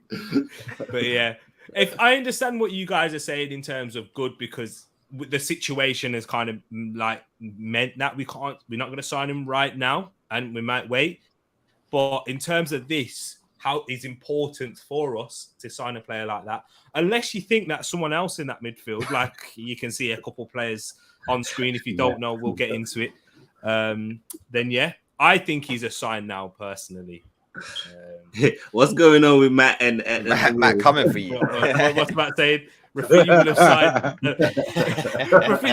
I heard the little laugh, so I was thinking, what about this now? Raphinha will have signed for Arsenal. Complete his 4-year contract. Oh man! Hey, Will, if you get, I'm old, man. Leave me alone. But yeah, I put him in the side now, but the guys have said put him in good. So yeah, Will's Wi-Fi comes from Goodison, Matt. Exactly. So we'll start from the bottom now. We'll go to you, Crab, on this. What about Lisandro Martinez? What are you going to put him in? Decent, good, sign now, because I can't imagine he's going to be anywhere below. I've not seen him play too much, but I mean, he starts for Argentina. He's 7 caps for Argentina. Starts for Ajax. Recent ones, Champions League experience. He's young, and he's not going to cost a lot of money. But centre back was not on my shopping list this window at all. To be honest, with Saliba coming But that's back. because we're going to. Unless that's the case. So I don't think it's a priority, but I think it looks like it's one of the things where his agent said he's available and they're going, oh, let's get him. So I would go decent. Zach is going to wing back, Tereak. No, he's not. No. Raphinha's in, Martinelli's in, wing back, Saka. Chelsea would be. Yeah, true, exactly. I saw Saka at wing back for England. No, I don't want to see it again, please. No, thank you. That's when he first into the team. He was solid. Maybe not. But England is Southgate's football. Is different. Man. Yeah, that is the concern for me for Saka. Is I was looking at City and Chelsea, and I was like, bloody hell, City need a left back. They could just go, go and get Saka. Yeah, play him a left back, and he'd start. Their left backs are a little bit different. They're not left backs. They're just left wingers playing deeper. It's true. Can you imagine if they went and did that? Exactly. Don't give them ideas, man. Trust me. Tereak said not to worry about Saka's contract. All of a sudden, Liverpool, Man City. Honestly, I'm still saying don't worry. Me and Wilf are still saying don't worry. We're still saying we've got 1 year. I feel like with him. We gotta lock him up, man. We gotta pay the boy. Yeah, but these signings, the signings have He's got 2 years on his contract. He's got 2 years on his He's contract. like, look at me, and Eddie's getting more money than me. Oh my god! He'll get an easy 200k a week soon. He might even. I don't even think he'll start. He might get more even. He'll want guarantees of Champions League though. Yeah, he'll be like, I need to be playing at the top now. Yeah, I think he'll take. We've seen it before. We've seen it before. Yeah. It's true, right? Exactly. But what about you, Wilf? In terms of Lisandro Martinez, were you ranking him? That looks like Lautaro. I'm with Crab on this one. I think he's I don't know that. I don't know enough about him, so I'd say decent. He brings competition to the back four. Can't be a bad thing. From all accounts, he's a decent player, so I'll put him in the decent. By the way, can I say one thing? Matt Smith, there's a contract out on you, and I will find you. the Don himself. What about you, King? This might surprise some, but for me, I see it's a good signing because I've been quite critical of Gabriel when it comes to his passing. I think he's quite sloppy on the ball, and the way Arteta wants to play and how important a ball-playing centre-back is, I think it's a good signing, actually. Mm-hmm. I agree. I think that's a very good point. And you have been critical of Gabriel. And you know what? I think you've been right in your criticism with his passing, because this is someone who believes that Gabriel could be one of the best centre-backs in the world one day. But we've just seen there is when the ball is being played out of the back from his side, and I'm not sure if it's because we have, on the right side, we have Ben White, we have Tomiyasu, who's a very good passer of the ball, Ødegaard, Saka, they all link so well together. Whereas on that left, there seems to be a little bit of, it breaks down a little bit over there at times. Xhaka, Tierney, and Martinelli at ESR. It's not quite as fluid as it should be. But maybe that's because Gabriel needs to improve on his game. So I think that's a good point you've raised right there. But what about you, Moss, in terms of Lisandro Martinez? And if you put a back three one more time, I'm kicking you out. All right. So in my back three, Tereak, who starts at center? Gabriel, Saliba, or Ben White? What would you do? Ooh. I would play in the center part. What, in the center? It's got to be Benjamin White. You think? Because that center one comes out.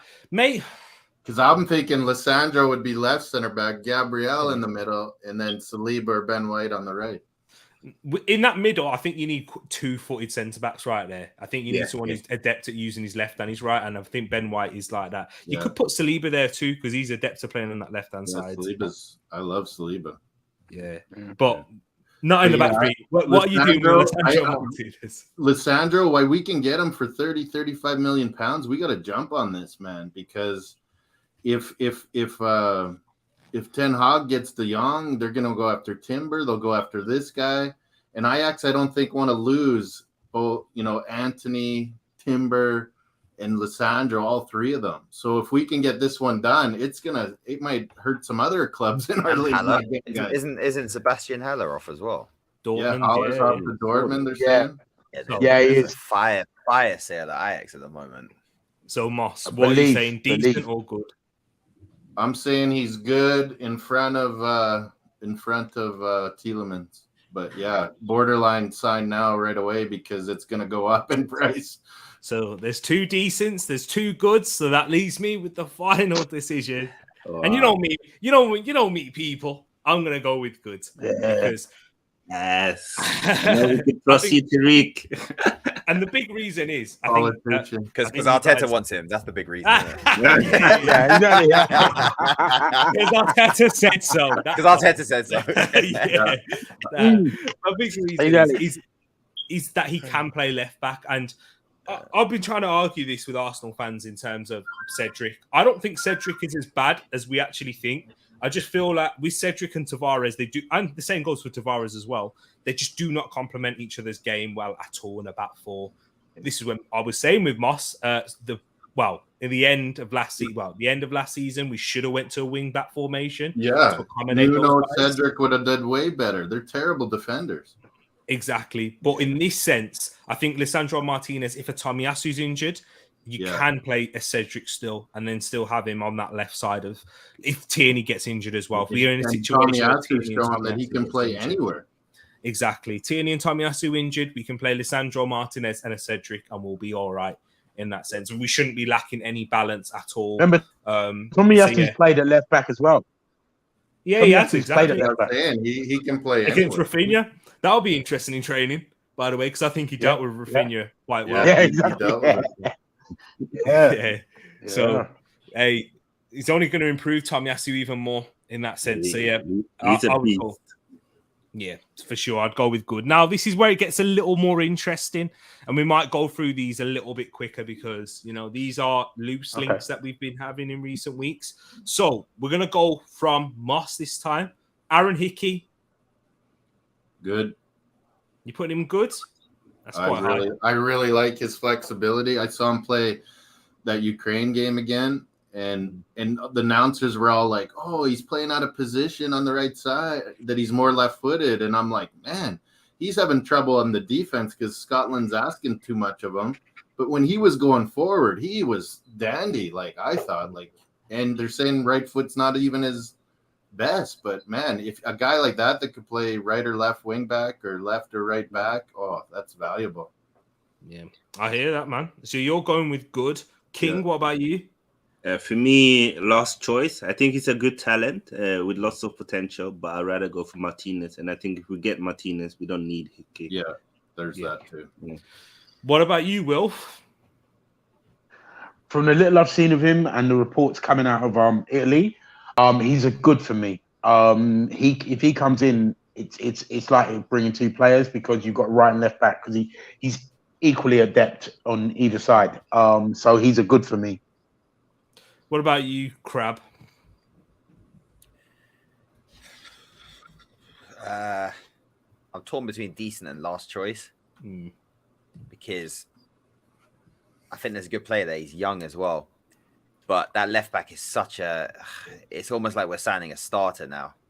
Yeah. So because of the Tierney situation, I think they're going to phase him out eventually because he's just not fit. He's a good player. He's a top player, but he's just not fit. That's what I was going to ask you, Crab, and all you. If we signed Hickey or Zinchenko, do you think we're going to sell Nuno or Tierney? I think Tierney will be phased out to be the second choice just based on the fact that his injury record. So he's just not reliable for the whole season. So for Hickey, I'll go decent. Yep, I hear that. I'll put him decent. Do you know what? I would probably agree with King in him being last choice because I would go with Zinchenko ahead of him in that sense. What about you, Crab? Would you go with Zinchenko ahead of Hickey, or do you like the look? Yeah. For Zinchenko won't be a lot either. Zinchenko can play a midfield damn good. Exactly. So that makes it interesting. So where am I going to put in people? We had 2 goods. We had a decent. You got to go decent. Yeah, because you had 2 last choices, 2 goods, and 1 decent. There we go. We'll go decent then. decent. It is decent signing. He looks like he could be heading to Bournemouth as well. I mean, not Bournemouth, Brentford people. So that's interesting right there. Could be another fullback for them. We'll get into the comments as well because I've neglected you guys a little bit when we was having a lot of our debates. But we got a few questions in there too. So we got one from Know-How. Big up my brother Know-How. He says, I'll leave this out for you guys. King, I'll let you answer this one because you brought him up as well earlier. Do you think Lokonga will do anything this season?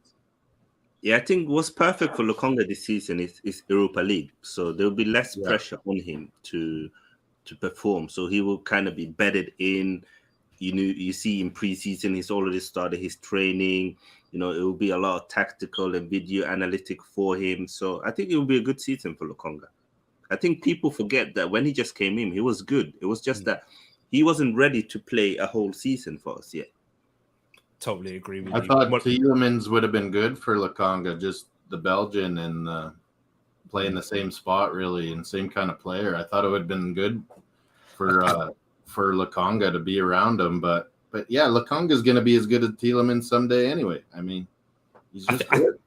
I think Lokonga and Tielemans are a little bit different in the fact that Lokonga is more of a 6 that can play 8, whereas Tielemans is more of an 8 that can only play 6 with another defensive midfielder next to him. He's more of an 8.5, I think, going into a 10 position. So, you can't say 9 because a 9's a different position in football.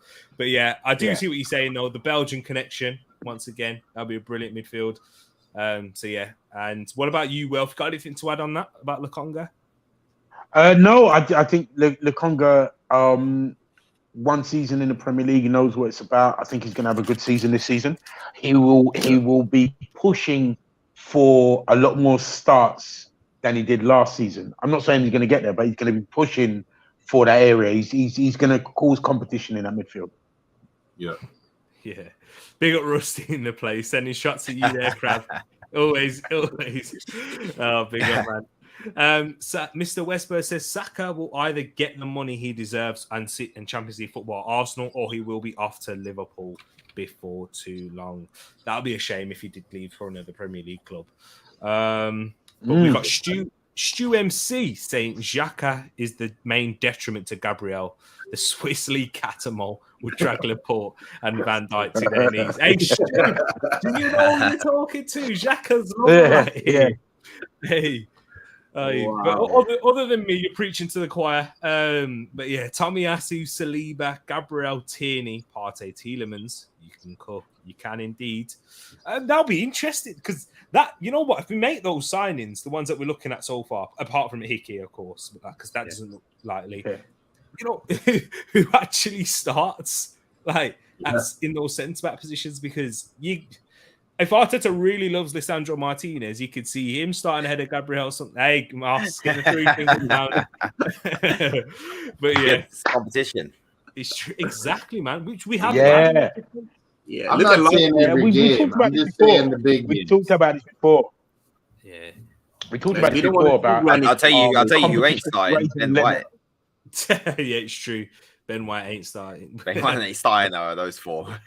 I just think Saliba's awesome.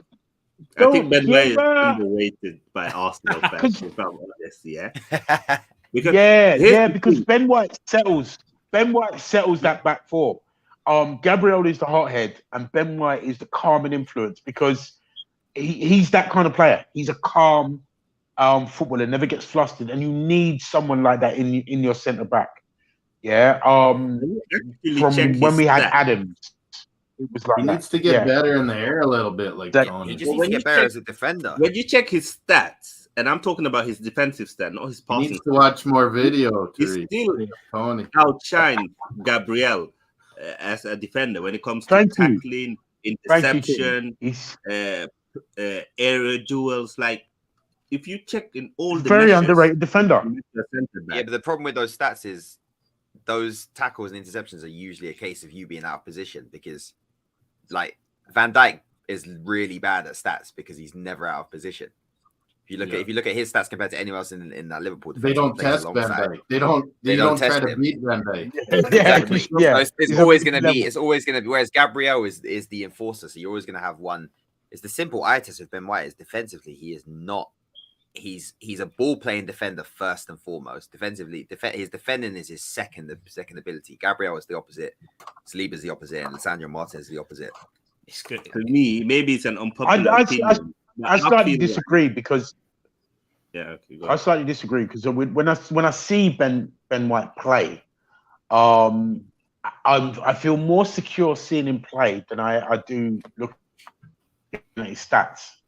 Because if you look at certain games in the season where, well, yeah, he there was I can't remember what game it was. There was a couple of vital games where he stepped up and did the business, and he does it quietly, and you know he's just solid. I think he's underrated. I'll give you a good stat for Ben White. Ben White joined and went straight into our defense, and we conceded more goals. Yeah. He left Brighton, they didn't replace him, and they conceded less goals. So there's a stat if you want a stat.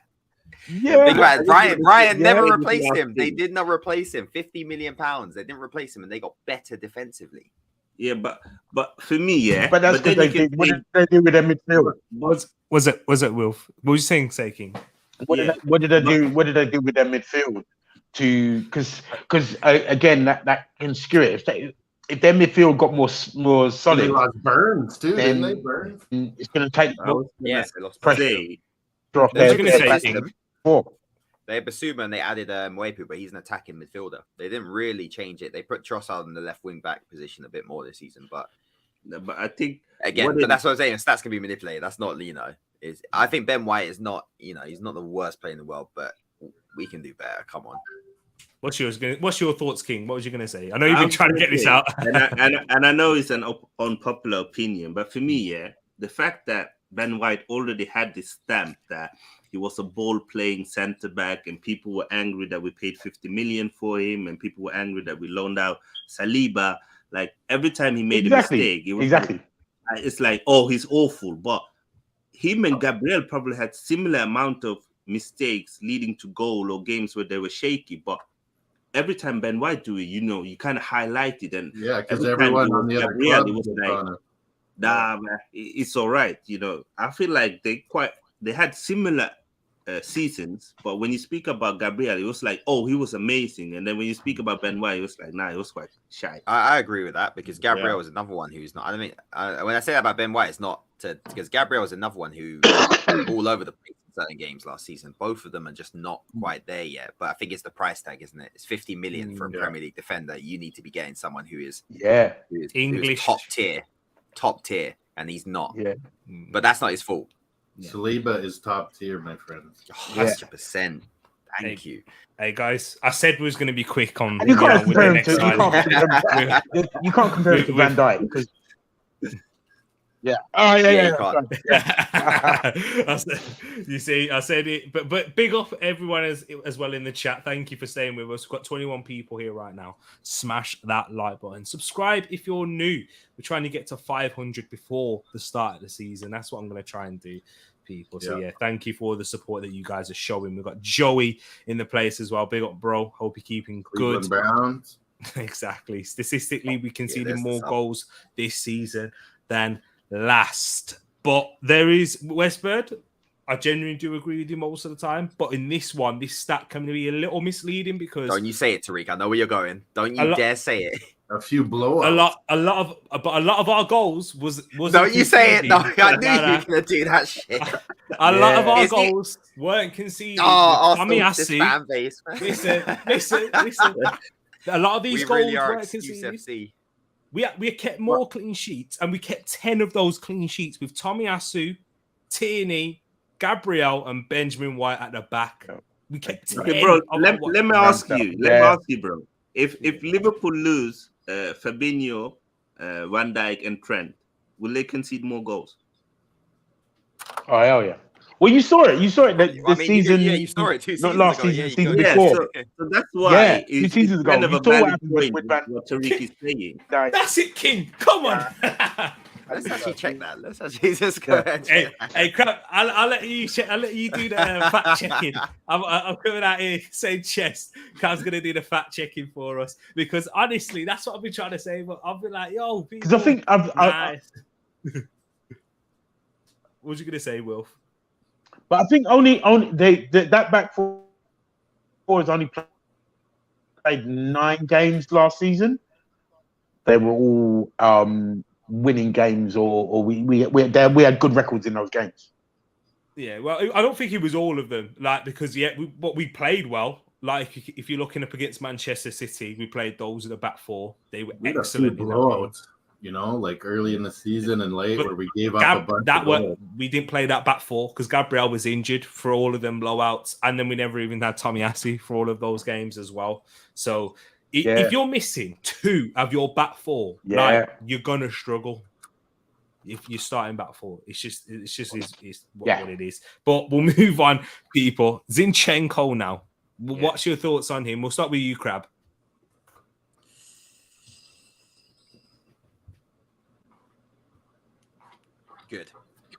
Good signing. Yeah, I mean, the thing is, I've taken a piss out of him a lot because he's just the odd one out in that team. And it's almost like, why has he been there so long? But he does his job quietly, and that's it. Sometimes you need players like that who just aren't superstars, but he's not going to cost a lot of money. He's played in the league before. He's not even that old. He can play left back. He can play. Yeah, I'll go good. I'm not mad at that one at all. Good shout. What about you, Wilf? Are you going with good, or are you disagreeing? I'd sign now. If we could, I don't think we will, but if we could, I'd sign now because of his experience, the team that he's playing in. He comes in with Gabriel, Jesus. I'd sign him now. His versatility, his experience, his age. I'd sign him now. King, what about yourself with Zinchenko? It's a hard one for me because I've mostly seen Zinchenko play at left back, and I've never rated him as a left back. I always said that he looked kind of Ukraine, man. Like weak and out of position. Like he seemed like the weak link when he was playing left back. But then again, when he plays in midfield, he looks like a baller. So yeah, I think it would be a decent signing. Exactly, good shout. So you're saying decent. What about you, Moss? I'll go with decent, even though I really wanted him soon as the links were happening. But now, when we have the opportunity to get Lisandro in here, it's like, okay, Zinchenko comes down a little. Yeah, I like that shout. I agree with you, Moss, in terms of decent. Crab, did you go with decent as well? I put good. Oh, yeah, you put good. So we got a good sign now. Decent. Once again, it's coming down to me. I'm going to have to go with decent. Yeah, I do think Zinchenko is a decent one, and it's not because I don't think he's outstanding in any. Like, he wouldn't start in any of our left back core midfields, but he'd be very certainly a good addition in those areas. So that's why I'm going to go decent. If we still got him and Lisandro, I'd be like, okay, let's sell Xhaka now. You probably would have to sell Xhaka, even though Now's the controversial one. So is everyone here? I was about to say, is everyone here on that page with the Xhaka situation? As in, no, I like Xhaka. Okay. You know, the rest of us. What about you? I keep Granny. Honestly, I even though he's had a good season, I want Jack. For me, Jack is just. He's still got that liability stuff, even though he's had it. And you know that I've changed my view on him and whatever. But the sooner we upgrade on Xhaka, the better. Man. My boy Xhaka. Sorry. Yeah. But you see, get that. Let me not even get started on Xhaka. I know, but King, you go replace that bucket hat with a crown. All right, because that's why I respect you. I've got respect for everyone. Don't worry. You know, Massa will. King's got Xhaka on the back of that shirt. Watch. Oh man, but yeah, big up. And then Wesburn also added counter argument: two of your best defensive players are so injury prone. Then you have to add quality in those positions in order to counterbalance. But yes, you are spot on, and that's what we're doing in this summer, I believe. Because you couldn't do it all in one summer. In that sense, we spent 150 million. Tomiyasu, he wasn't really that injury prone though. I think the Tierney one is the only factor. Also, we're kind of not doing it because our replacement for Partey is El Neni. Well, Lukonga. I think I really do think Lukonga will take that role at some point. I It really was his do. first season. I've seen better players struggle more. Fabinho, Rodri. Yeah. They were bad. Lukonga did not have a bad season at all. It was just first a case year of of this guy Premier is just League not would good enough. shock you. Like, yeah, he's just not good enough at that point. That's what it was. It wasn't like he had a bad season. Yeah, come when he had a bad first season. I mean, you got to remember the Premier League first season of Premier League is tough, especially when you're coming from abroad and you're young and the physicality and everything else, the intensity. Very few players come hit the ground running.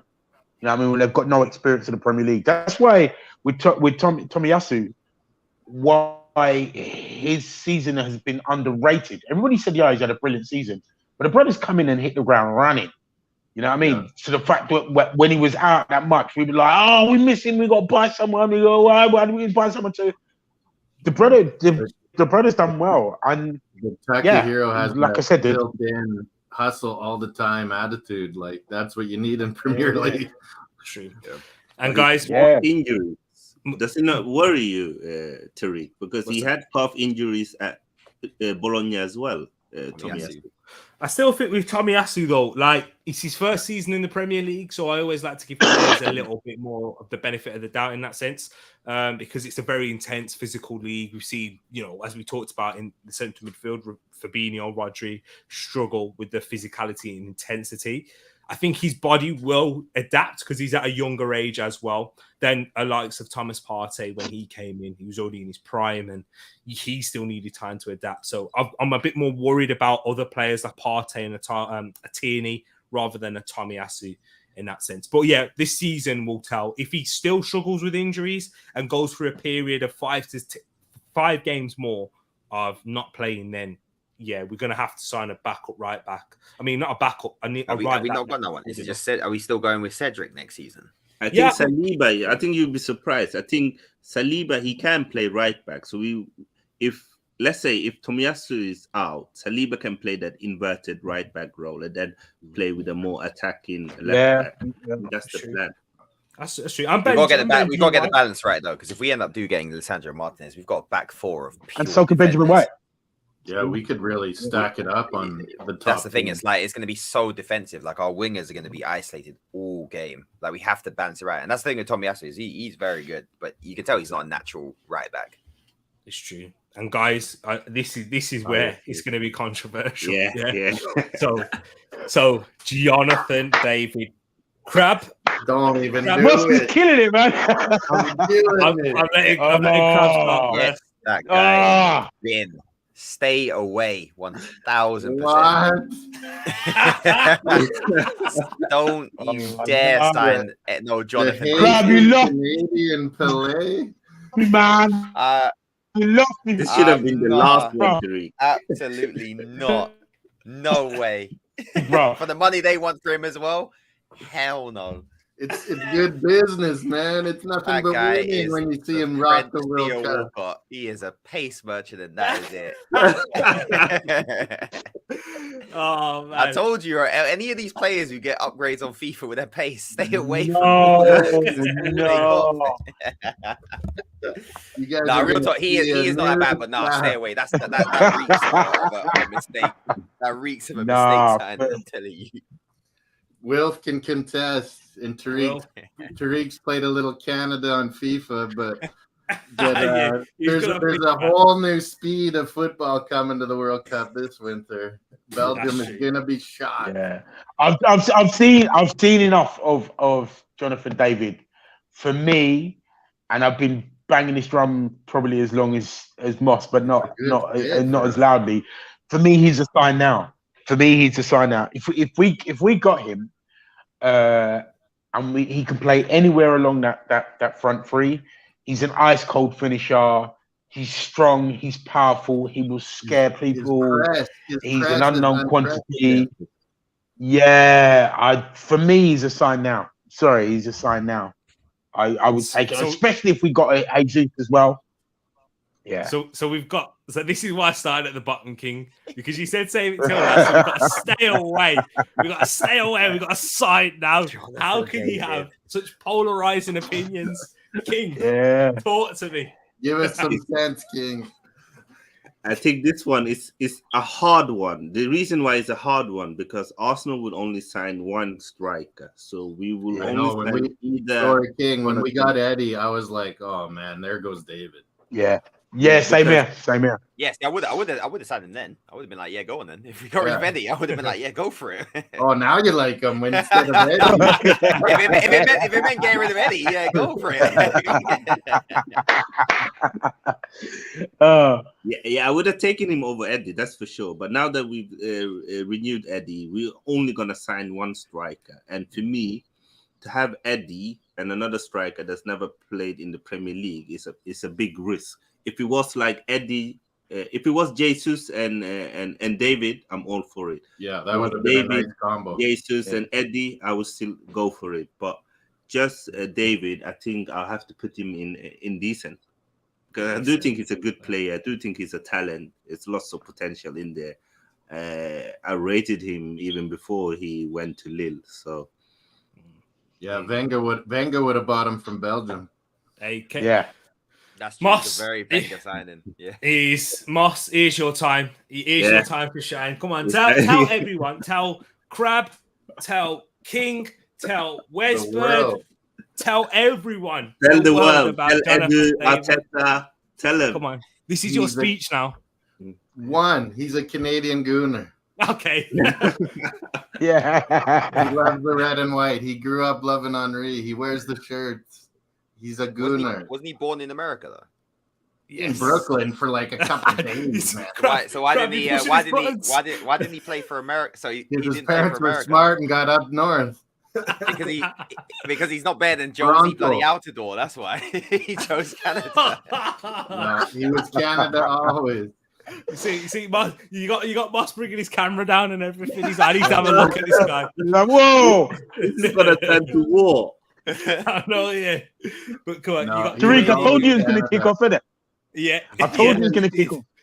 You said an American-born Canadian gooner. Yeah, they've all grown up together, beating Americans at every stage, so they're used to it. He's a Canadian gooner. He's improved leaps and bounds every single season, being in Europe so far. He scores left and right foot. He's small, but he's good in the air. Man, 30 caps for Canada, 21 goals. He's going to be our all-time leading scorer someday. He's going to rock the World Cup. So even buying him for whatever you can buy him for, it's going to be good business. But I think now that they fired that coach, he's probably going to stay there another year now. Interesting shout right Brian McBride. So Brian McBride clear of Jonathan David. That guy was awful. Oh man! But no, he's truly the Haitian Canadian Pelé. Like he is so powerful. Would you he take goes him over coast Jesus? to coast on teams over here. No, I wouldn't take him over Jesus. No, I wouldn't take him over Jesus. I'd take him as well as. And the thing is, what's he saying? If he stays Arteta loves defensive strikers and pressing. Yeah, he's so good. I can see him coming next year. If he stays at Lille for another year, I could see us buying him next season. This time next season. He's gonna go up. He's gonna get Canada's first ever World Cup goal. The price is just gonna go like this when we beat those old Croatians. So there we go. Where are we putting Jonathan David? Is that 2 signed now? I'm guessing. Well, yeah, you know I'm signed now, but it's impossible now. We got Eddie. We're gonna get Jesus. He's decent, I guess. There we go. You know, for Moss to say decent, he must like you, Crab. So what about, all right, we'll try and speed through this one. I'm going to try and keep it under 2 hours. Is that Milinkovic-Savic? You are correct. It is Sergei Milinkovic-Savic. Moss, we'll start off with you, bro. I like him. I've seen him with the Serbs and stuff, but I don't know. I hate dealing with Italian clubs, to be honest. I just hate it. We would get shafted with this guy and pay over the moon, and I don't know. I don't see him leaving. So Chelsea have been in for him as well today. I would say a decent option. Like he's the kind of midfield we need for sure. Yeah. But So you'd say- I'd be much happier with Tielemans, to be honest. Okay, fair enough. What about you, King? Would you be happy with Tielemans or Milinkovic-Savic if you had your own way? Milinkovic-Savic. I think he's a level above Tielemans. I would put him and sign him now. He's so good. I would like Milinkovic-Savic as well. I agree with those thoughts, King. I know What about Tom's you, Will? been hyping him.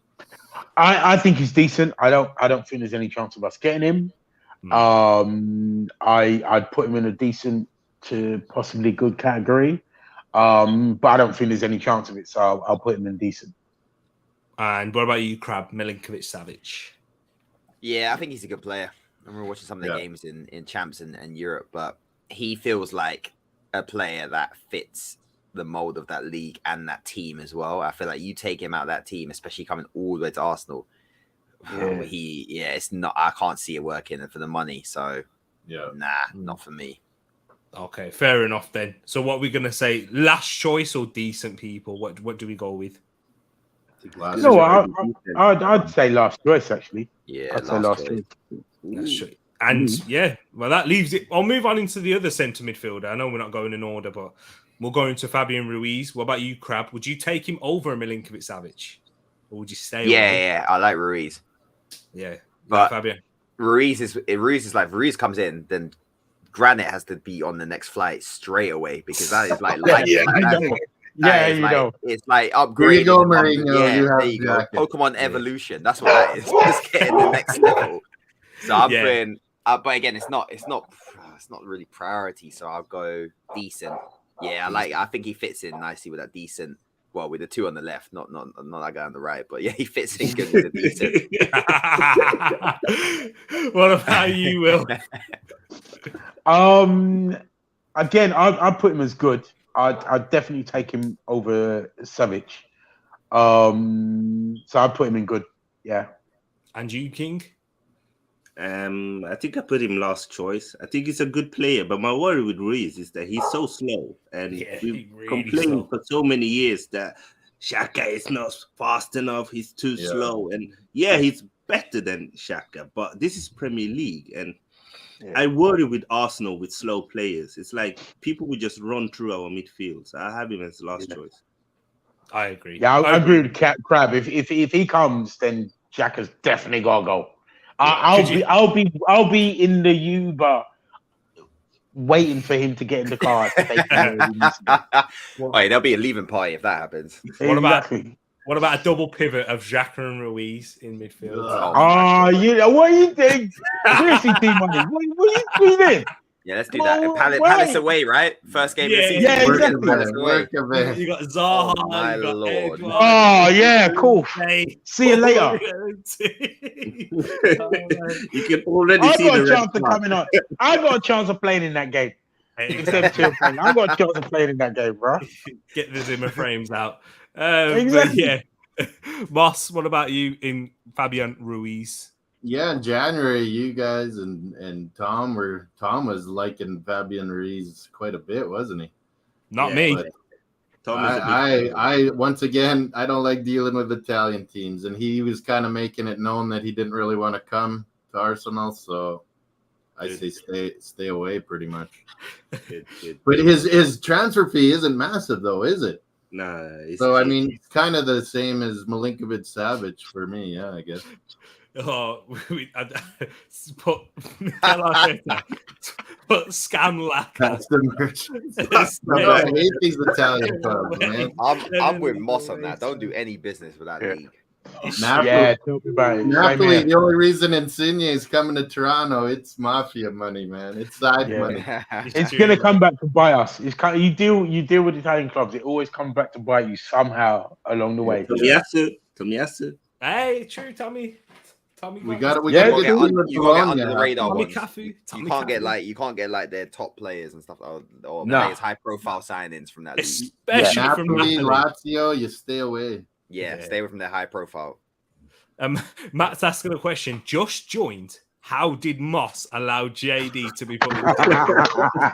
Good question. Good question. I allowed it because we got Eddie. Ian Wright's Eddie. You didn't see the UFC fight that caused him to drop down to decent. Yeah, you missed the UFC fight. Go check it out. I left it there brewing. I knew this was going to be great content. Scam Laka. I know, scam lacquer. That's what I like. Yeah. Exactly. Tezzy says he was outvoted with strong opposition. We get used. Is that what bugs you, Crab, too? We get used so much by these Italian clubs. Like, Arsenal's going to bid this. And it's like we're constantly used as their rumor to get more money. And so they can sign for Juve. Never coming. Yeah. Any good player in that league just uses United and Arsenal just to sign for Juve. Yeah, exactly. You know that. Every single time. It's true, man. And Fabian Ruiz is a baller, better than signing Vieira, in my opinion, for what we need, although provides us more. My heart sank for a second. Oh my lord, man! I saw Vieira. I was like, wait, what? You can't be doing this. We have to. It's Fabio Vieira. We're agreeing. Fabio Vieira. Yeah. Like Michael Jordan. He's not talking about the Vieira. Yeah, exactly. Yeah. There's one Vieira. Yeah. Fabio Vieira. Fabio Vieira. He's just gonna be Fabio. He's Brazilian. Fabio. Ain't no. Yeah. Letting the side down. Tereak, where's Edmund? I think we've passed them. Oh, Matt G. Is that Matt G in the house? Can you see him? Exactly. Big up Rich as well from Eagle Eye Football. He says, just joined. Big up Rich, man. What's the concept? So what we're doing Rich now. is here, Tereak. This is my bold call. What's this? Me and Creambone are at Palace, game 1. Yeah. Fabio Vieira subs on for Xhaka and gets the winner to beat getting subbed off. So that's exactly. Well, okay, he gets sent off. He gets sent off. Yeah, there you go. He gets sent off. And it's so true. Oh man, but yeah, honestly, this is what I was gonna say. The concept is, Rich, that we're basically discussing the transfer links, the ones that have had like strong, credible rumors, and kind of putting them where we rank them. Sign now, get a sign them straight away. Good in terms of that's a good signing. We should sign them in this window. Decent, not a bad signing in a way. Good squad player, can even chip in with a few goals or appearances or whatnot. Last choice, desperate deadline day signing. Stay away. So where are we putting Fabian Ruiz then? Are we putting him in decent? Was it? No, last choice. Last choice. Yeah. Last choice. Oh, I'm happy with that. I'm happy with last choice in Fabian Ruiz.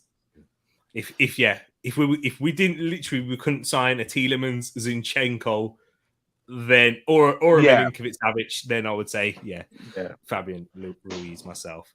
But all right, so big up everyone. Tezzy saying great show. I haven't stopped laughing. I'm glad you enjoyed it. Thank you guys. It has been a good one. It has been quite entertaining at points, especially the Jonathan David part for sure. Yeah. Big up the boys. Smash that like button, Gooners. Yeah, we're going to be wrapping up soon, but don't worry, we got to get through these signings and then signings. I wish. Yeah, just 1 hour left, guys. Yeah, exactly. Just the 1 hour left. Yeah. Keeks right. Yeah, man.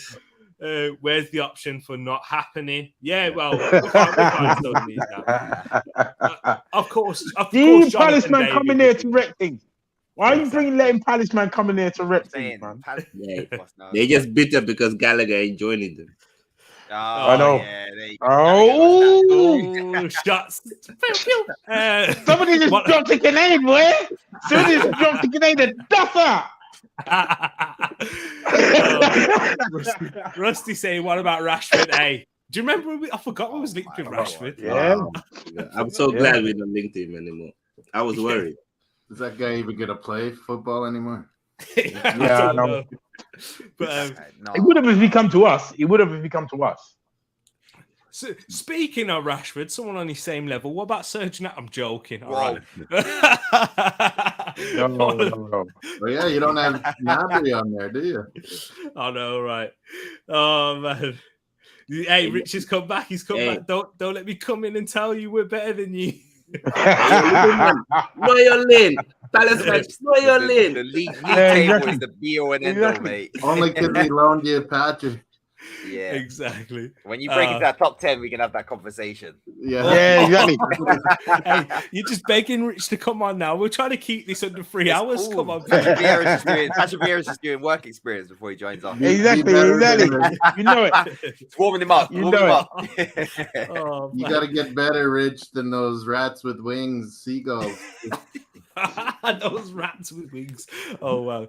All right. So, with Serge Gnabry, where would you put him if you see? Oh, that is Serge Gnabry? I can't even. Yeah. That was when he was cooking at the White Hart Lane. Well, Man, that's one guy I'd love to have, but it just ain't happening. Yeah. So we'd agree that we'd all put him inside now. Yeah. Why? I don't understand why it's not. What's the situation? So he said Bayern said they want to sell him, or he said he wants to leave. He said he both. wants to leave. Bayern wants to keep him. Both. And he's available for he's got 1 year left, right? Yeah. So why the hell is no one signing this guy? I do. Thank you. For me, he's a sign now. Nah, it's because he's mates with Mesut Ozil. That's why we're signing him. Yeah, probably. No, but he loves Arsenal. He wants to come back. And he's homegrown. He's homegrown. And he's a baller. He's a baller. He's got winning experience.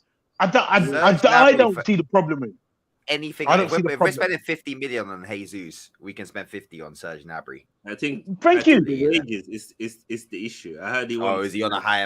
How much is he on? Like I heard crazy wages. I can't say it's verified, but I heard he won almost. No, but the thing is, I think we would get him for something like 35, 40 million. I don't think it's as much as it's over that.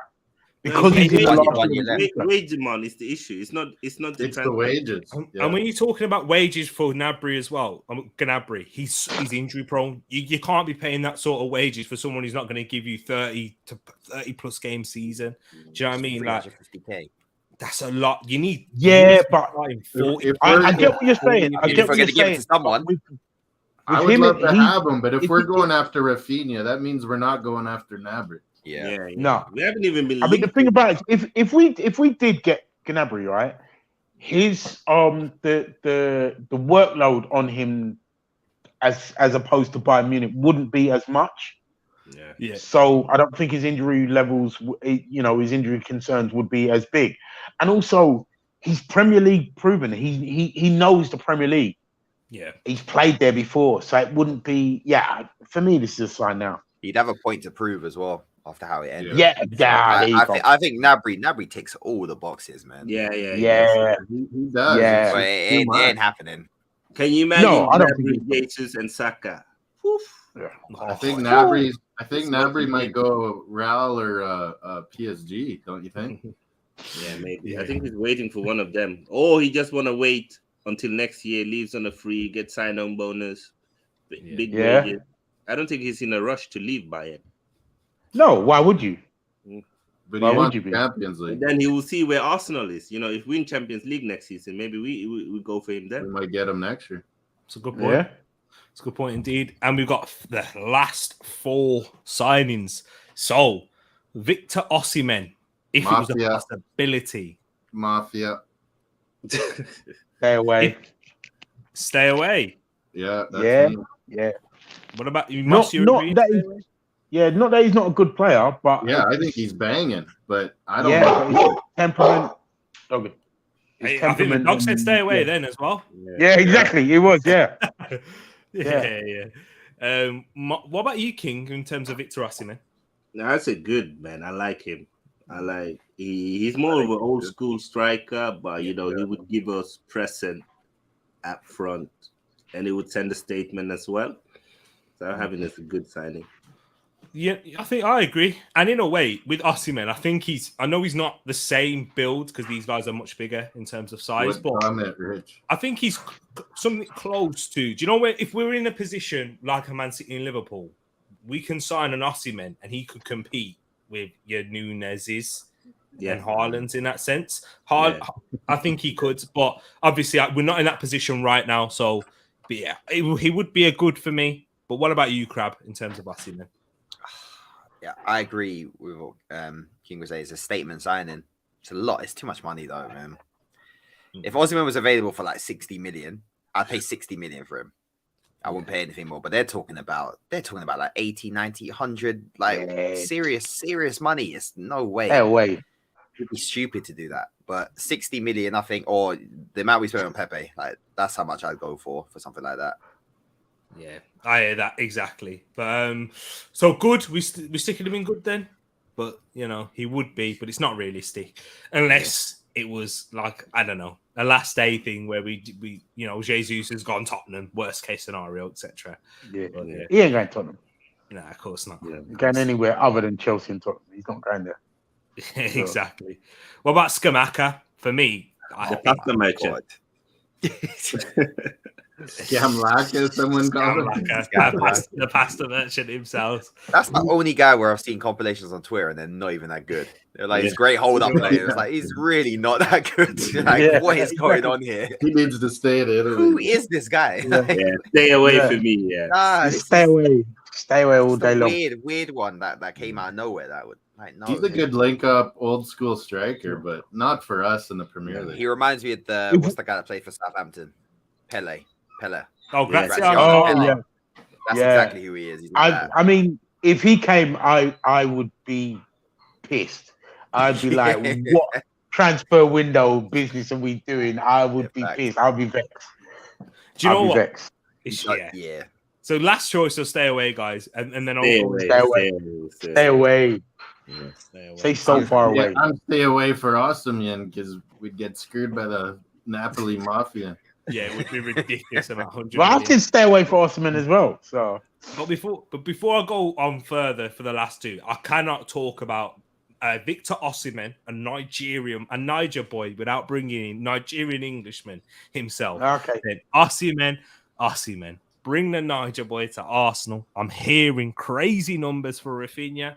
He's worth more than that, he's more worth it. So he's saying he's more worth the money. He gives us everything. The fact we signed Eddie, we need a big man, in my opinion. Yeah, well, if he was that good, Nigeria would have qualified for the World Cup. Oh, whoa! Let me just get eyes to somebody's nuts, boy. I'm just saying. I love it though, Crab. Honestly, Don't worry, When is it dropping grenades and just walking away there, boy? I know, right? Exactly. Hey, yeah, it's true though. It's true. He was injured. He was injured. I know he was injured. No, he was injured. Yeah. I think so. Hey, look at that. We got Richard. Look at that. He's got the flag. Come on.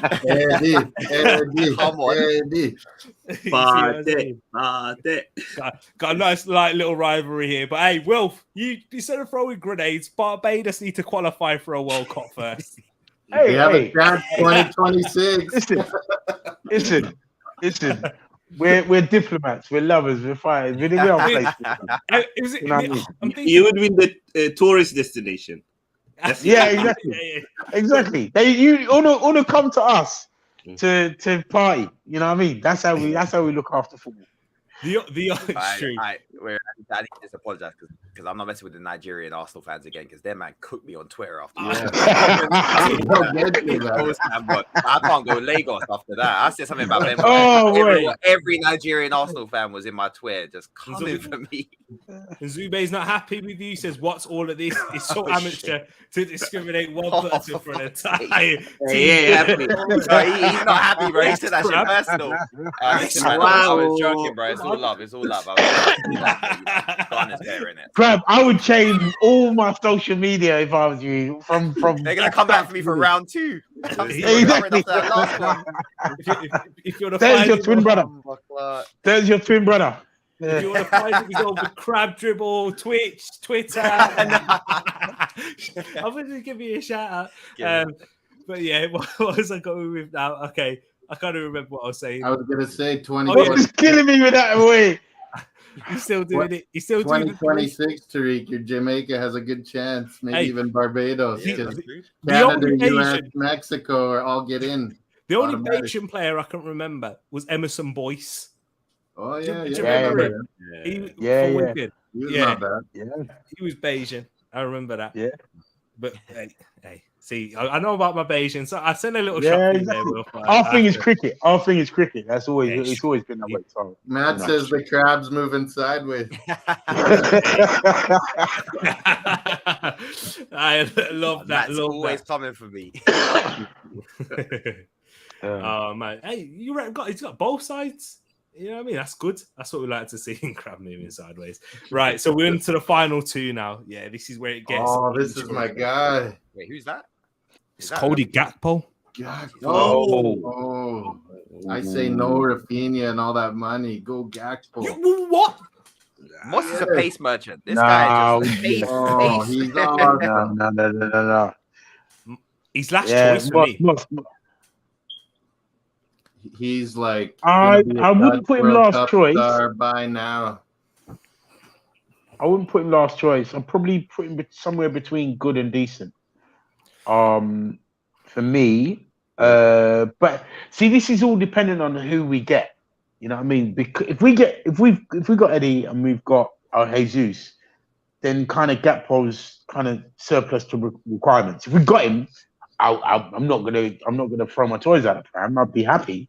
He's like half of what Raphinha's asking for on a transfer fee, no? Yeah, but he's not as good as Raphinha. No, he's not. But he'll be better. He's not as He's good as going Raphinha. to be a striker someday. Yeah, but we can't. We at the stage where we can't take those kind of risks. Yeah, last season. If we can, yeah, Exactly. That's Yeah. the main point. we can't take those another- kind of it's a- risks now. It's another. Oh, he'll be good in 3-4 years. World That Cup is- year. Yeah, World Cup year. These guys are Yeah. going to be worth more next year. Yeah, but for me, but like T Money said, if it'd been last season, then yeah, I would have taken a risk. But now we need people that we know who's got a certain standard of quality that are going to come in and do something on a level. Yeah, sorry, Matt's just killing me there. Talking about Emerson boys. Tariq saying, "Do you remember him?" Reese, old head. Tell me about it. But yeah, so what we saying? Crab will go with you. Just quick fire now. Cody Gakpo. What are you saying? Last choice. Wilf.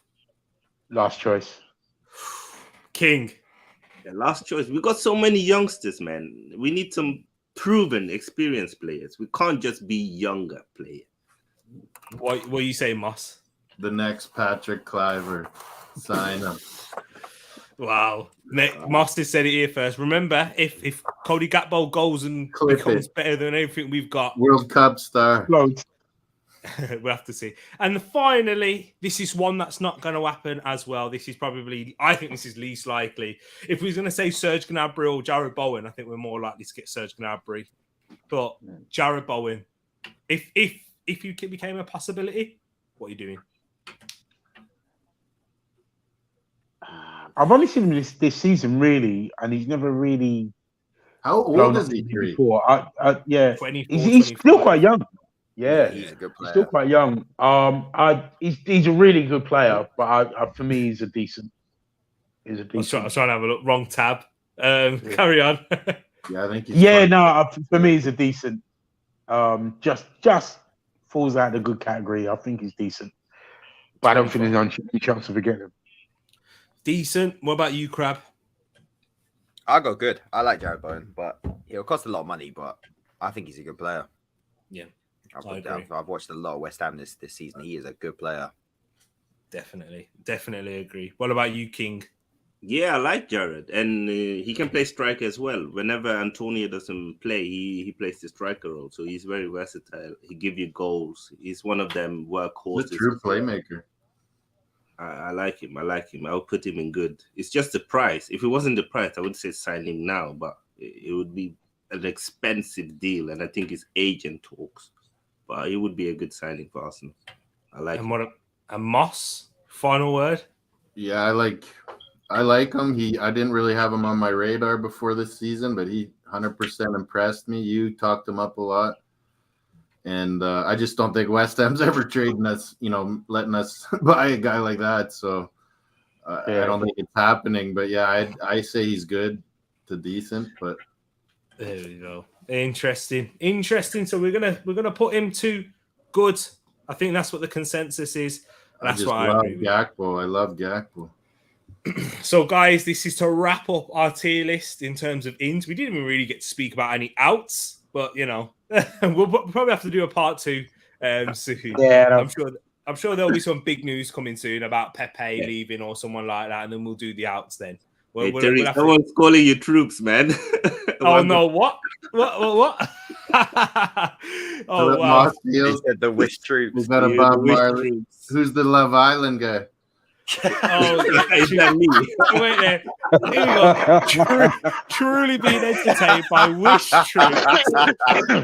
Billy Crossfield. Oh my God. Love Island. Bob Marley and English guy. Who the fuck is English guy Sebastian? It's A random light-skinned guy is this? Who's king? Yeah, we got Obi from Love Island representing. You're the Love Island guy? Is it Sebastian with an E? Or is it with an A? I think so. I have no idea. Bro, how'd you get Ovi from Love Island? I get some random Australian pop singer. I was thinking that. That's what I don't know. That guy looks nothing like me. That guy looks like. I don't know. I don't know. Crap. That guy's That one with the Guardian. That one with the Guardian. The Guardian banner. This is revenge, isn't it? I think that if he turned up at your family's house for Sunday dinner, people it would take him about an hour before that. Wait, that ain't Grab. It might be a distant relative on that angle. Might be a distant cousin. That's hilarious. I love that. Hey, Martin, that's killed us. But you know what? That's perfect. Guys. I'm not even gonna run through. I'm not even gonna do like a boy band. I know, right, guys? This has been an absolute blast. This absolute ball. I really enjoyed it, boys. We had a gal at the start of the stream, and he's probably watch Love Island, come back and see it was still and ready to come back on. Back on. Exactly. But guys, it's been an amazing one. Guys, Moss, will start off with you. Let the people know where they can find you, man. Yeah, I got my own little one going, but it's more for, Brits that stay up late, want to learn more NFL, maybe North American sports, or staying up late watching MLS, NBA, NFL, MLS, all of that stuff, Canada and baseball and our hockey, all that stuff. But you'll find me on Tereak and his Discord too, and EGT and Harry's show too. But I'd like to know more about crabs as well. Definitely. Yeah, we'll get to him. Indeed. Thank you for coming on, Moss. It's been a pleasure. Thanks a lot, Tereak. And the same goes for you as well, King. Thank you so much, my bro. Let the people know where they can find you, apart from Love Island.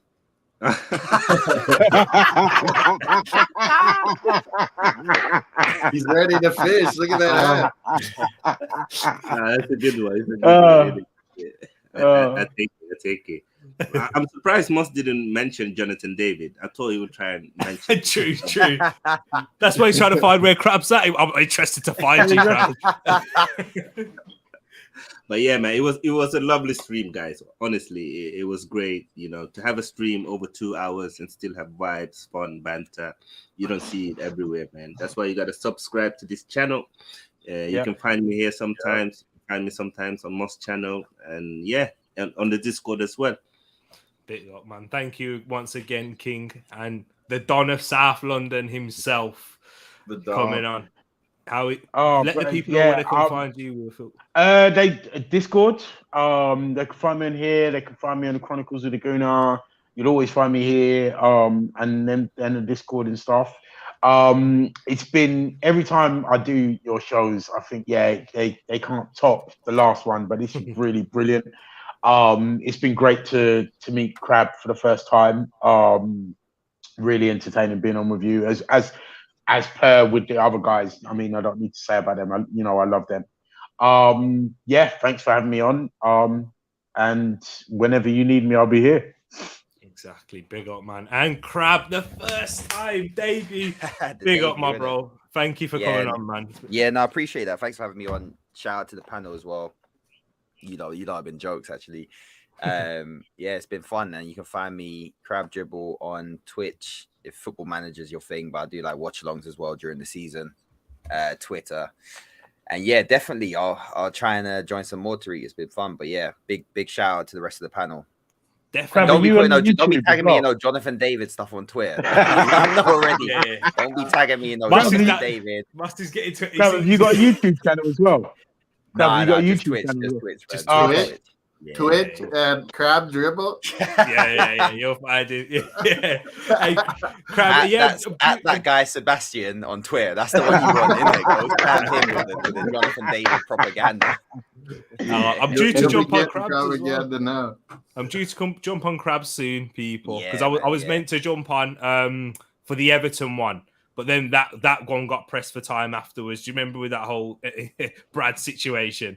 And then all that drama happened then after that, and then I had to But I'm due to jump on Crab. Yeah, man. come on, Emirates Cup, innit? Hey, Emirates Cup, someone must give us live views up there. Yeah, Exactly. So big up everyone. Thank you to everyone, each and every one of you in the chat. I know a lot of you have gone now, but it's been an absolute pleasure. The ones that are here, 12 people, love to you all. Up the chat. Thank you so much, Martin. We'll just go through a few of them. I'm sorry if we don't get your name out, but big up Martin Moss in the chat as well. Have to catch these hands, bro. This guy's just going. Grab hands. So Crab, you've got Martin, and wait, we have to do a big up Matt. Big up exactly. And then, Everton to Matt Smith as well. And then Will Scott, Matt. King had Rich. But King's gone now. He's gone to find him. Big up, Rich. We're coming for you, Rich. Me and Will.